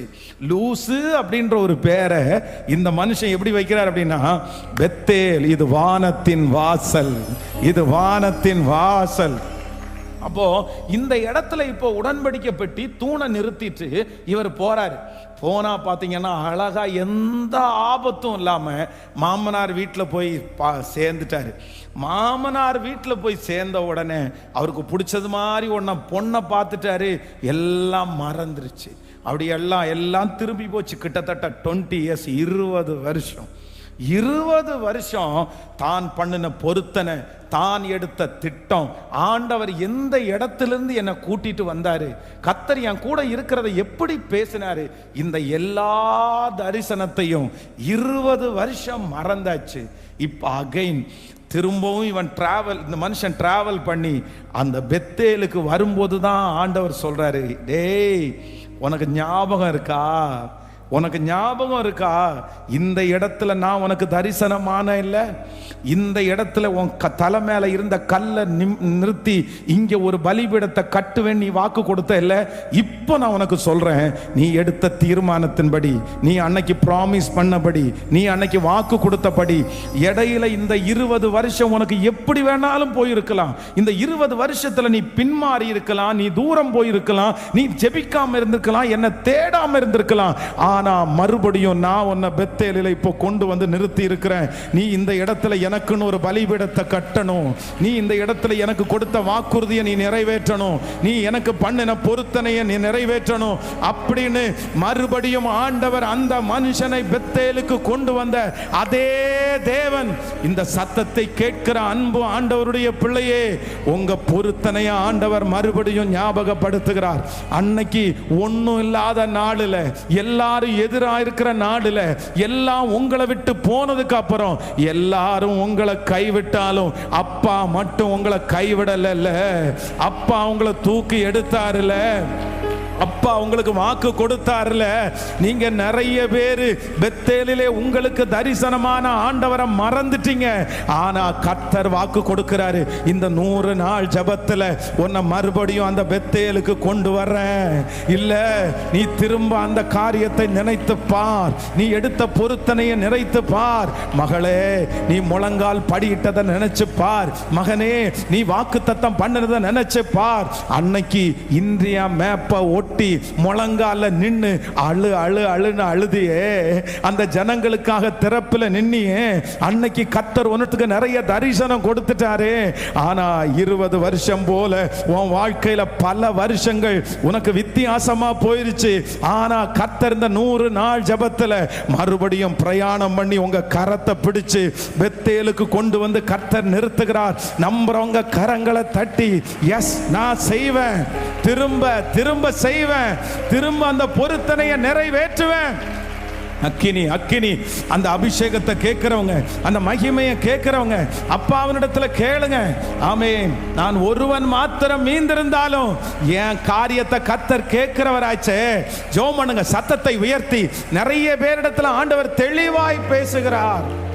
எழுந்து பெத்தேலுக்கு போ, எழுந்து பெத்தேலுக்கு போ, நான் உனக்கு தரிசனமான இடம். அங்கே இந்த மனுஷனுக்கு உணர்வே வரல. அவர் சுத்தமா டோட்டலா மறந்துட்டாரு. அவர் எடுத்த எல்லா தீர்மானம், அவர் எடுத்த எல்லா திட்டம், அவருடைய வைராக்கியம் எல்லாத்தையும் மறந்துட்டாரு. ஆனா எந்த நிலைமையிலிருந்து ஆண்டவர் தூக்கி எடுத்தாரு, எவ்வளவு பெரிய சூழ்நிலையிலிருந்து ஆண்டவர் தூக்கி எடுத்தாரு, எல்லாமே இப்ப மறந்து போயிருச்சு. ஆனா ஏசப்பா திரும்ப ஞாபகப்படுத்துறாரு. இந்த இடம் ஞாபகம் இருக்கா? இந்த இடம் ஞாபகம் இருக்கா? இந்த 100 நாள் ஜெபம் எதுக்கு தெரியுமா? ஆண்டவர் உங்களுக்கு நிறைய பேருக்கு ஞாபகப்படுத்துகிறதற்காக தான் ஆண்டவர் இந்த 100 நாள் ஜெபத்தை வச்சிருக்கிறாரு. மகளே திரும்பிப்பார், மகளே திரும்பிப்பார். சரி போட்டும், பரவாயில்ல. இந்த 10 வருஷம் நீங்க ஸ்ட்ரகிள் ஆனது போட்டும், இந்த 5 வருஷமா நீங்க தடுமாறினது போட்டும், பரவாயில்ல. நீங்க நிறைய பேர் இழந்தாச்சு, நிறைய பேர் கைவிட்டாச்சு. உங்களுடைய வாழ்க்கை நீங்க தேடி தேடி, இந்த யாக்கோபு இந்த 20 இயர்ஸ் 20 வருஷம் தேடி தேடி தேடி தேடி போனது எதுவுமே அவனுக்கு ஒண்ணுமே கை கொடுக்கல. கடைசி வரைக்கும் நிம்மதியே இல்லை. 7 வருஷம் அந்த பொண்ணுனுடைய நினைப்புல அவன் இருந்தது உண்மைதான். ஆனா 7 வருஷம் முடிஞ்ச உடனே அவனுக்கு எதான் மிஞ்சிருச்சுன்னா ஏமாற்றம் தான் மிஞ்சிருச்சு. சரி ஓகே, இனி அகைன் தொடர்ந்து ஒரு 7 வருஷம் பரவாயில்ல, அடுத்த வருஷத்துலயாவது நான் சந்தோஷப்படுவேன் நினைச்சா, அடுத்த 7 வருஷத்துல ஃபேமிலியில அக்கா தங்கச்சிக்கு பயங்கரமான பிரச்சனை ஸ்டார்ட் ஆயிருச்சு. அந்த அவளா இவளா அந்த அந்த மகளுக்கு நிறைய குழந்தை பிறக்கிறதுனால தான் நேசித்த மனைவி சத்தம் போடுறா, எனக்கு குழந்தை கொடுங்க, இல்லைன்னா நான் வேணா செத்துறட்டுமா அப்படின்னு கேட்குற. நிம்மதியே இல்லை. சரி இதுதான் நிம்மதி இல்லைன்னு நினைச்சா, மாமனாரு தான் செய்த எல்லா கஷ்டத்தையும் எல்லா பணத்தையும் அவர் சுருட்டிக்கிறார் ஒரு பக்கத்துல. 20 வருஷம் அவனுடைய வாழ்க்கையில் அப்படியே தடுமாறி தடுமாறி தடுமாறி அப்படியே வித்தியாசமான ஒரு சூழ்நிலைக்குள்ள கடந்து போயாச்சு. ஆனா ஆண்டவர் இப்ப திரும்ப எங்க கொண்டு வந்து நிறுத்தி இருக்கிறாருன்னா பெத்தேலுக்கு. நீ இருக்கிற சத்தத்தை கேட்கிற ஆண்டவருடைய பிள்ளைகளை யாரோ ஒருத்தரிடத்துல ஆண்டவர் நேருக்கு நேர் என்கவுண்டர் பண்றாரு. இன்னைக்கு ஆண்டவர் நேருக்கு நேர் உங்கள்கிட்ட என்கவுண்டர் பண்றாரு. எங்க ஆண்டவர் உங்களுக்கு அற்புதம் செய்த அந்த நாளை ஏன் மறந்துட்டீங்க? கர்த்தருக்கு நீங்க பொருத்தனை செய்த அந்த நாளை ஏன் மறந்துட்டுக்கிறீங்க? பெத்தேல் அப்படின்றது என்னன்னா, என் தேவனாகிய கர்த்தருக்கு நான் எடுத்த பொருத்தனையை மறுபடியும் நினைக்கிற இடம். என் தேவன் எனக்கு செய்த அற்புதத்தை மறுபடியும் நினைக்கிற அந்த இடம், மறுபடியும் நினைக்கிற அந்த இடம். எத்தனை பேர் ஆமோதிக்கிறீர்கள்? ஹல்லேலூயா. இது வானத்தின் வாசல், இது வானத்தின் வாசல். நீங்க பொருத்தனை பண்ணின இடம் லூசா இருந்தாலும் அந்த இடம் பெத்தேலா மாறிச்சு. நீங்க அன்னைக்கு உங்க கையில் அது பெத்தேலா மாறிச்சு. கர்த்தர் இழந்து போன தரிசனத்தை மறுபடியும் உங்களுக்கு தருகிறார். இழந்து போன அந்த மகிமையை கர்த்தர் மறுபடியும் தருகிறார். இழந்து போன அந்த எதிர்காலத்தை குறித்த வெற்றியை கர்த்தர் மறுபடியும் தருகிறார். அதற்கு நேராய் அநேகரை கர்த்தர் பலப்படுத்துகிறார். சத்தம் போட்டு ஏசப்பாவிட்ட கேட்டு ஆமேன். ஏல் பெத்தேல், இது வானத்தின் வாசல், இது வானத்தின் வாசல். ஆமேன். அந்த தரிசன ஸ்தலத்திற்கு மறுபடியும் ஆண்டவர் உங்களை அழைத்து வருகிறார். நீங்க நினைச்சு பாருங்க, ஆண்டவருக்கு பண்ணின பொருத்தனையை நினைச்சு பாருங்க. ஆமேன். ஆண்டவர் உங்களுக்கு செய்த நன்மையை நினைச்சு பாருங்க. சத்தத்தை உயர்த்தி நான் வர்றேன் ஆண்டவரே அந்த இடத்திற்கு. நீங்க சொல்ல சொல்ல ஆமேன், சொல்ல சொல்ல அந்த மகிமை உங்க தலையின் மேல வரட்டும். ஹல்லேலூயா. எல்லாருடைய கரங்களையும் தட்டி ஹல்லேலூயா.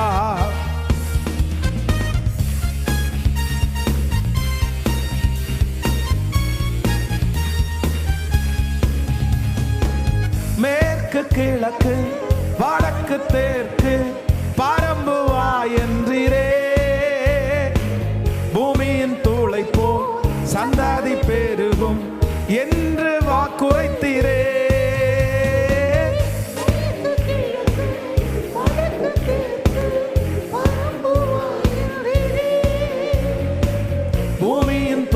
போல் சந்தாதி பெருகும் என்று வாக்குரைத்தீரே.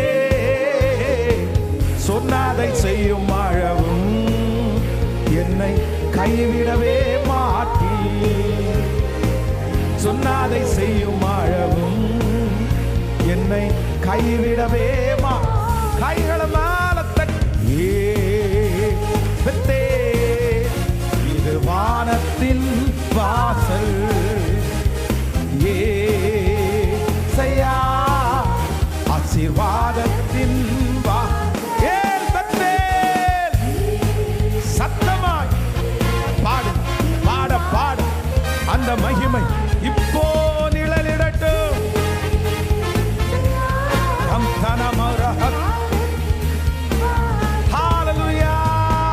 பூமியின் வம்சங்கள் உனக்குள் சந்ததிக்குள் ஆசீர்வாதிக்கப்படும் என்று ஆசீர்வாத வாய்க்காலாக என்னை மாற்றினீரே. பூமியின் வம்சங்கள் ஆசீர்வாதிக்கப்படும் என்று ஆசீர்வாத வாய்க்காலாக என்னை மாற்றினீரே. சொன்னதை செய்யும் ஆழவும் என்னை கைவிடவே மாட்டி. பாடோ சொன்னதை செய்யும் என்னை கைவிடவே. கைகளை மேல தட்டி வானத்தின் வாசல்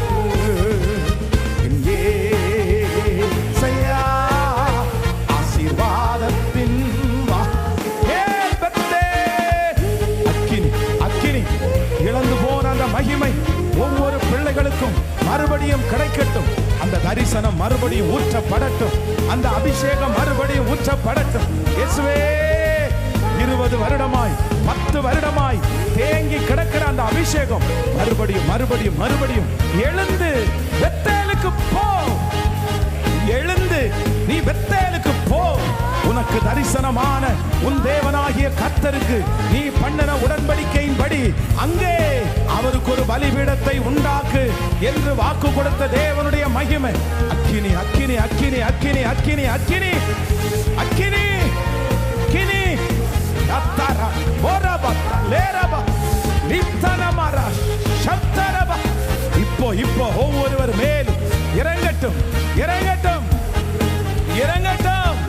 அத்தாரம் அத்தாரம். Yes yes yes. இல்ல இல்ல உங்க தரிசனம் இன்னும் ஒளியல்ல. கர்த்தர் சொல்றார் இல்ல உன் மேல வச்ச திட்டம் நிறைவேறட்டும்.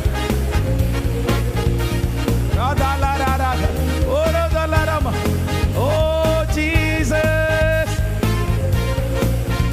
ஆசீர்வாதத்தின் வாசல் செல்லும் இடமெல்லாம் என்னோடு இருந்து என்னை கனப்படுத்துவி. தகப்பன் தேசத்துக்கு திரும்பும் வரையில் என்னை காப்பாற்றுவே. செல்லும் இடமெல்லாம் என்னை கனப்படுத்துவே. அப்பா தகப்பன் தேசத்திற்கு திரும்பும் வரையில் என்னை காப்பாற்றுவே. சொன்னதை செய்யும் அழவும் என்னை கைவிடவே மாட்டேன்.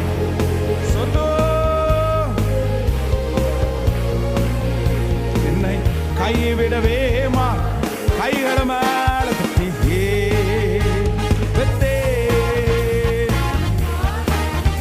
வாசல்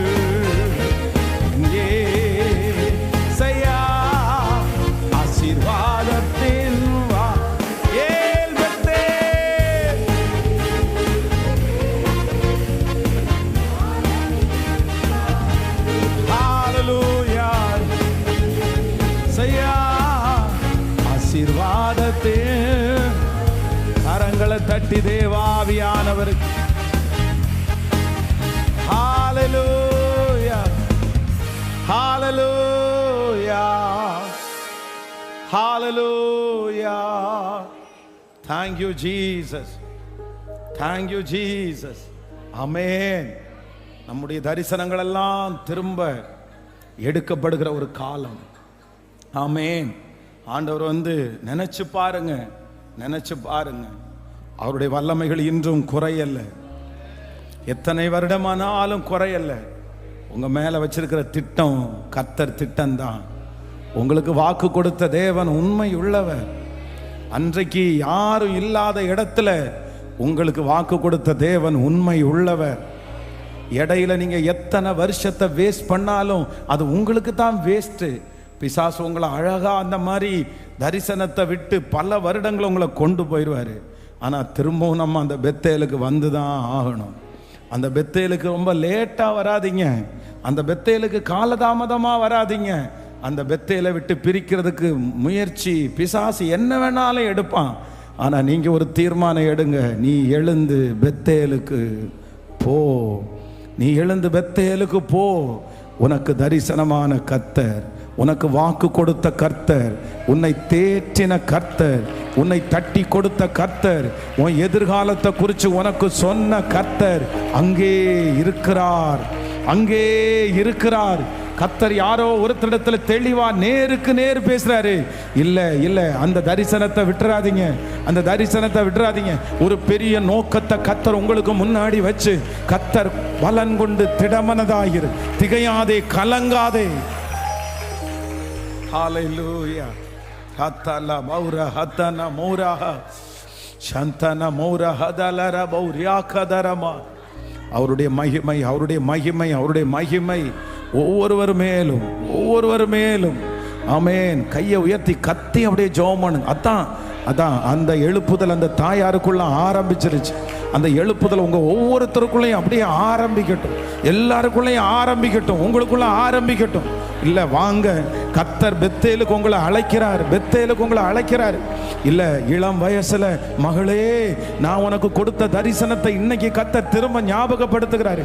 வாலிப தங்கச்சியா நீ அன்னைக்கு இருந்த, நீ அன்னைக்கு வாலிப தம்பியா நீங்க அன்னைக்கு இருந்தீங்க.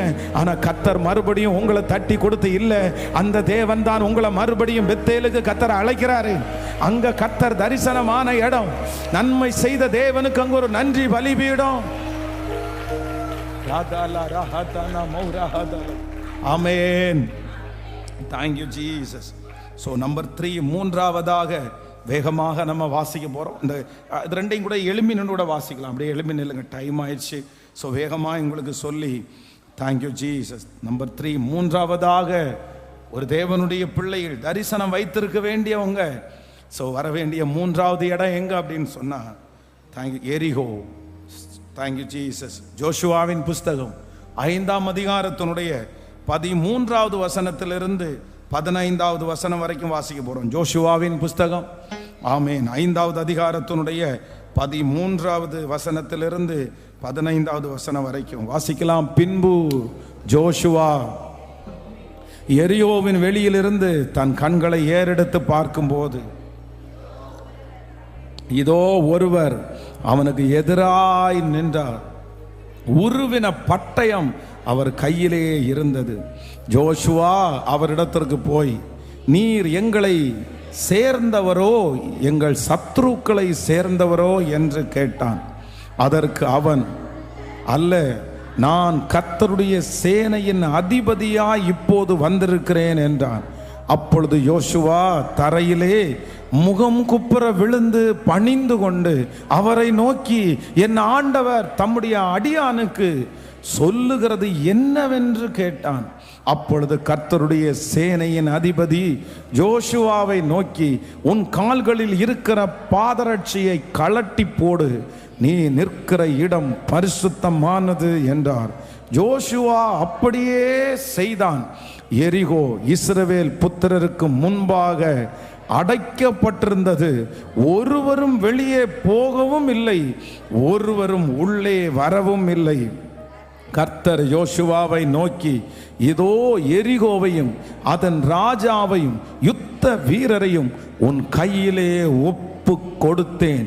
யுத்த புருஷர்களாகிய நீங்கள் அனைவரும் பட்டணத்தை சூழ்ந்து ஒரு தரம் சுற்றி வாருங்கள்.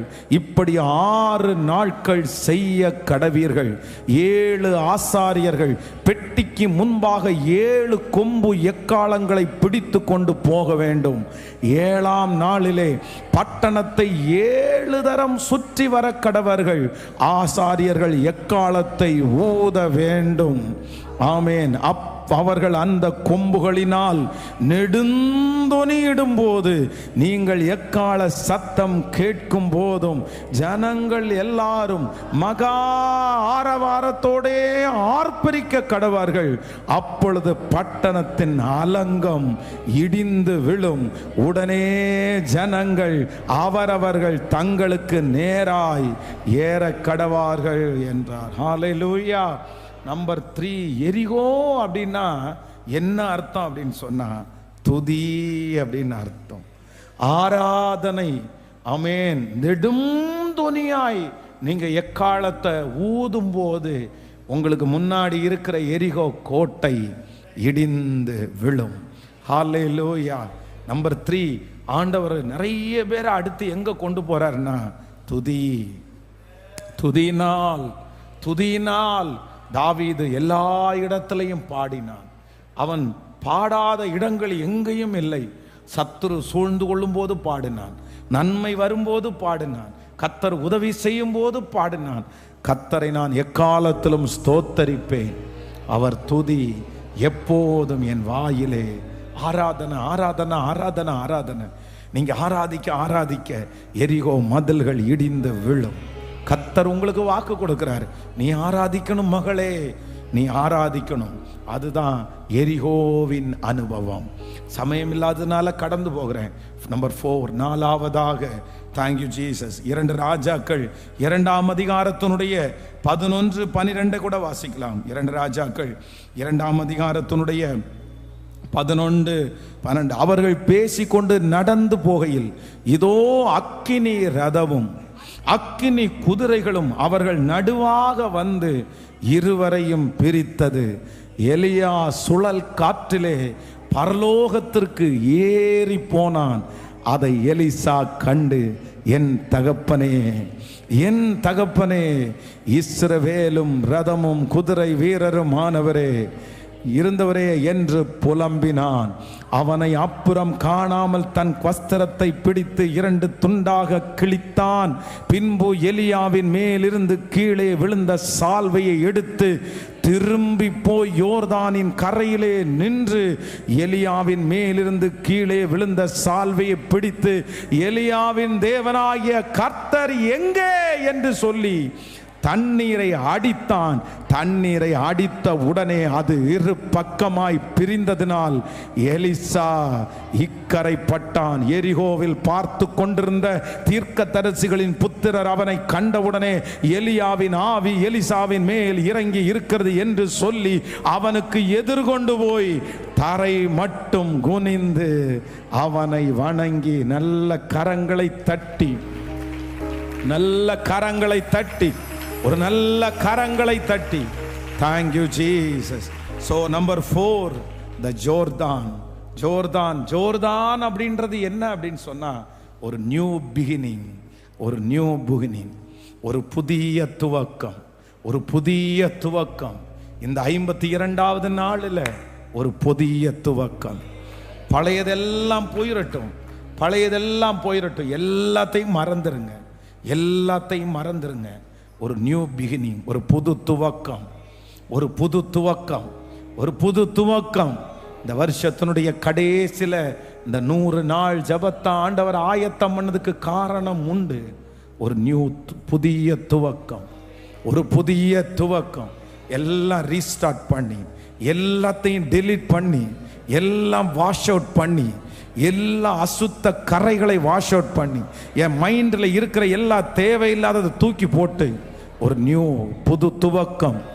ஜோர்தான் புது துவக்கம். 4வது ஒரு அனுபவத்திற்கு நேராய் ஆண்டவர் உங்களை கொண்டு வர போகிறார். பலன் கொண்டு திடமனதாயிரு, திகையாதே, கலங்காதே. நீ போகும் இடமெல்லாம் உன்னோடு கூட நான் வருவேன். ஆமென். ஹalleluya. எலியாவின் தேவன் நம்மத்திலே இருக்கிறார். ஆமென். சொல்லுங்க பார்க்கலாம். எத்தனை பேர் ஆமோதிக்கிறீர்கள்? இன்றைக்கு ஆண்டவர் நிறைய பேருக்கு தெளிவாய் கர்த்தர் பேசி இருக்கிறார். இப்போ நம்ம சொல்லுவோம்னா ரொம்ப அழகா இருக்குது. ஒன்று எங்க இருந்து ஆரம்பிக்குது? நமக்கு எங்க இருந்து ஆரம்பிச்சிருச்சு? இந்த அப்படியே ஜோஷுவா ஆண்டவரிடத்துல கர்த்தர் சொல்றாரு, மோசே இறந்துட்டாரு. கர்த்தர் சொல்றாரு, ஒரு பெரிய திட்டத்தை வச்சு உன்னை மூவ் பண்றேன்னு ஆண்டவர் ஜோஷுவாவை கொண்டு வந்து பலப்படுத்தி கர்த்தர் அப்படியே ஆபிரகாமை இணைச்சு அவரை வான்னு கூப்பிட்ட ஆண்டவர் நம்மையும் தரிசனத்துக்கு முன்னாடி நின்று கர்த்தர் வா அப்படின்னு கூப்பிட்டு, ஆமென். நான் நம்புறேன் கர்த்தர் இந்த வருஷத்தின் இந்த கடைசியில கர்த்தர் நம்முடைய தரிசனத்துக்கு பின்னாடி நின்று நிறைய பேரை வா அப்படின்னு கூப்பிடுறாரு. நீ வா அப்படின்னு கூப்பிடுறாரு. எங்க வான்னு கூப்பிடுறாருன்னா, நீ கில்காலை தாண்டி வா, நீ பெத்தேலை தாண்டி வா, நீ எரிகோவை தாண்டி வா, நீ யோர்தானை தாண்டி வா, உனக்காக ஒரு பெரிய வெற்றியை. ஹalleluya. ஆமென். நம்ம ஒருத்தன் மாத்திரம் போதும். பாகாலுக்கு முன்பாக முழங்கால் படியிடாத 7000 பேரை கர்த்தர் வைத்திருக்கிற அந்த இடத்திலே ஒருவரை கர்த்தர் தேடுகிறார். எல்லாருடைய கரங்களையும் தட்டி ஆமென். எலியாவின் தேவனே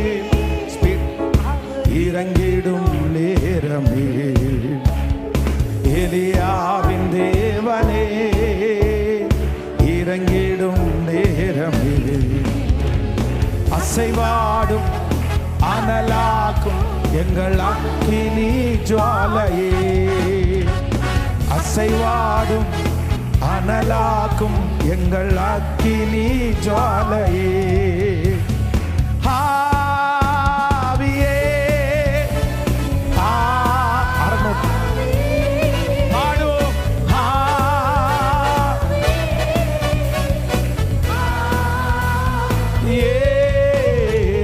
அசைவாடும் அனலாக்கும் எங்கள் அக்கினி ஜுவாலையே, அசைவாடும்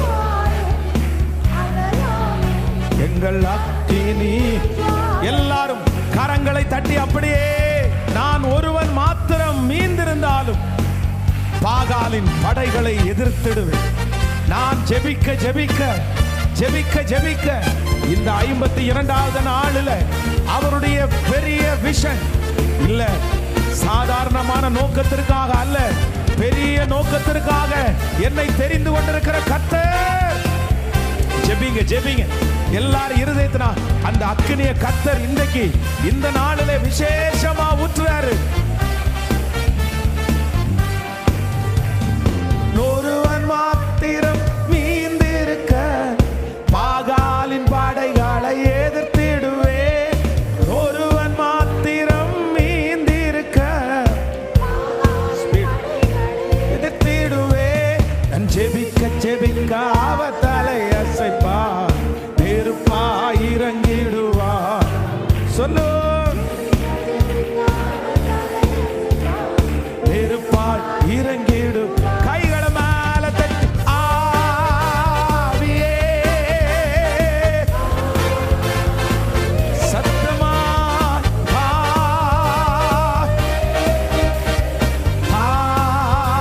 ஆவியே, அசைவாடும் அனலாக்கும் எங்கள் அக்கினி ஜுவாலையே, அசைவாடும் அனலாக்கும் எங்கள் அக்கினி ஜுவாலை.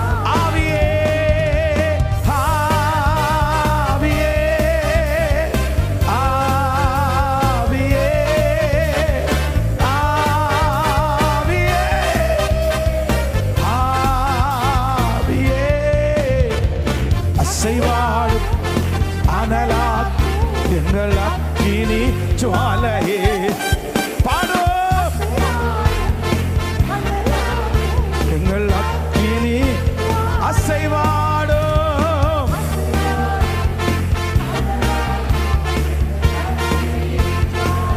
அசைவாடும், வல்லமை வல்லமை வல்லமை. ஆமென். ஸ்தோத்திரம் ஸ்தோத்திரம் ஸ்தோத்திரம் ஸ்தோத்திரம் ஸ்தோத்திரம் ஸ்தோத்திரம். மகிமை மகிமை மகிமை. திருச்சபையில இருக்கிற அதே வல்லமை இந்த சத்தத்தை ஆன்லைன்ல கேட்டுட்டு இருக்கிறவங்க மேல அக்கினியாய் அக்கினியாய் அக்கினி, பலத்த காற்று அடிக்கிற அக்கினி, பலத்த காற்று பலத்த காற்று பலத்த காற்று அடிக்கிற ஜீசஸ் ஜீசஸ். நிரப்பட்டோம் நிரப்பட்டோம் நிரப்பட்டோம். Thank you Jesus thank you Jesus. கரங்களை தட்டி முழு பலத்தோடே ஹதலரம் தனமரா ரதலரம் தனமௌர ஹதலரம். Thank you Jesus, thank you Jesus, thank you Jesus. Hallelujah. நீர் இன்றைக்கு எங்கள் மத்தியிலே இடைப்பட்டதற்காக நன்றி. உம்முடைய பிரசன்னத்தை எங்கள் மேல் நீர் அனுப்பினதற்காக உமக்கு நன்றி. இந்த சத்தம் யாருடைய காதுகளெல்லாம் தொனிக்கப்படுகிறதோ அங்கெல்லாம் அங்கெல்லாம் ஒரு தேவனுடைய மகிமை மகிமை கடந்து வருகிறதற்காக ஸ்தோத்திரம். Thank you Jesus. இந்த 52வது நாள் உங்க மகிமை கூட இருந்ததற்காக ஸ்தோத்திரம். இந்த 100 நாட்களும் ஆண்டவர் எங்களுக்கு வார்த்தைகளை கொடுத்து தேற்றி தேற்றி பலப்படுத்தி சாட்சியாய் நிறுத்த போகிறதற்காய் நன்றி. உங்க கிருபையின் கரங்களில் எங்களை முழுவதுமாய் தாழ்த்துகிறோம். Thank you Jesus. ஆண்டவரே, எங்க பிள்ளைகள் இந்த வருத்தத்தோட இருக்கிற இந்த காரியங்களெல்லாம் மாறட்டும். ஒரு அற்புதம் நடக்கட்டும் ஆண்டவரே. இந்த வசனங்கள் உள்ளுக்குள்ள போக போக போக இந்த அபிஷேகம் உங்க பிள்ளைகளுக்குள்ள கடந்து போக போக ஆண்டவரே அந்த மகிமையை நாங்கள் பார்க்க போகிறதற்காக ஸ்தோத்திரம்.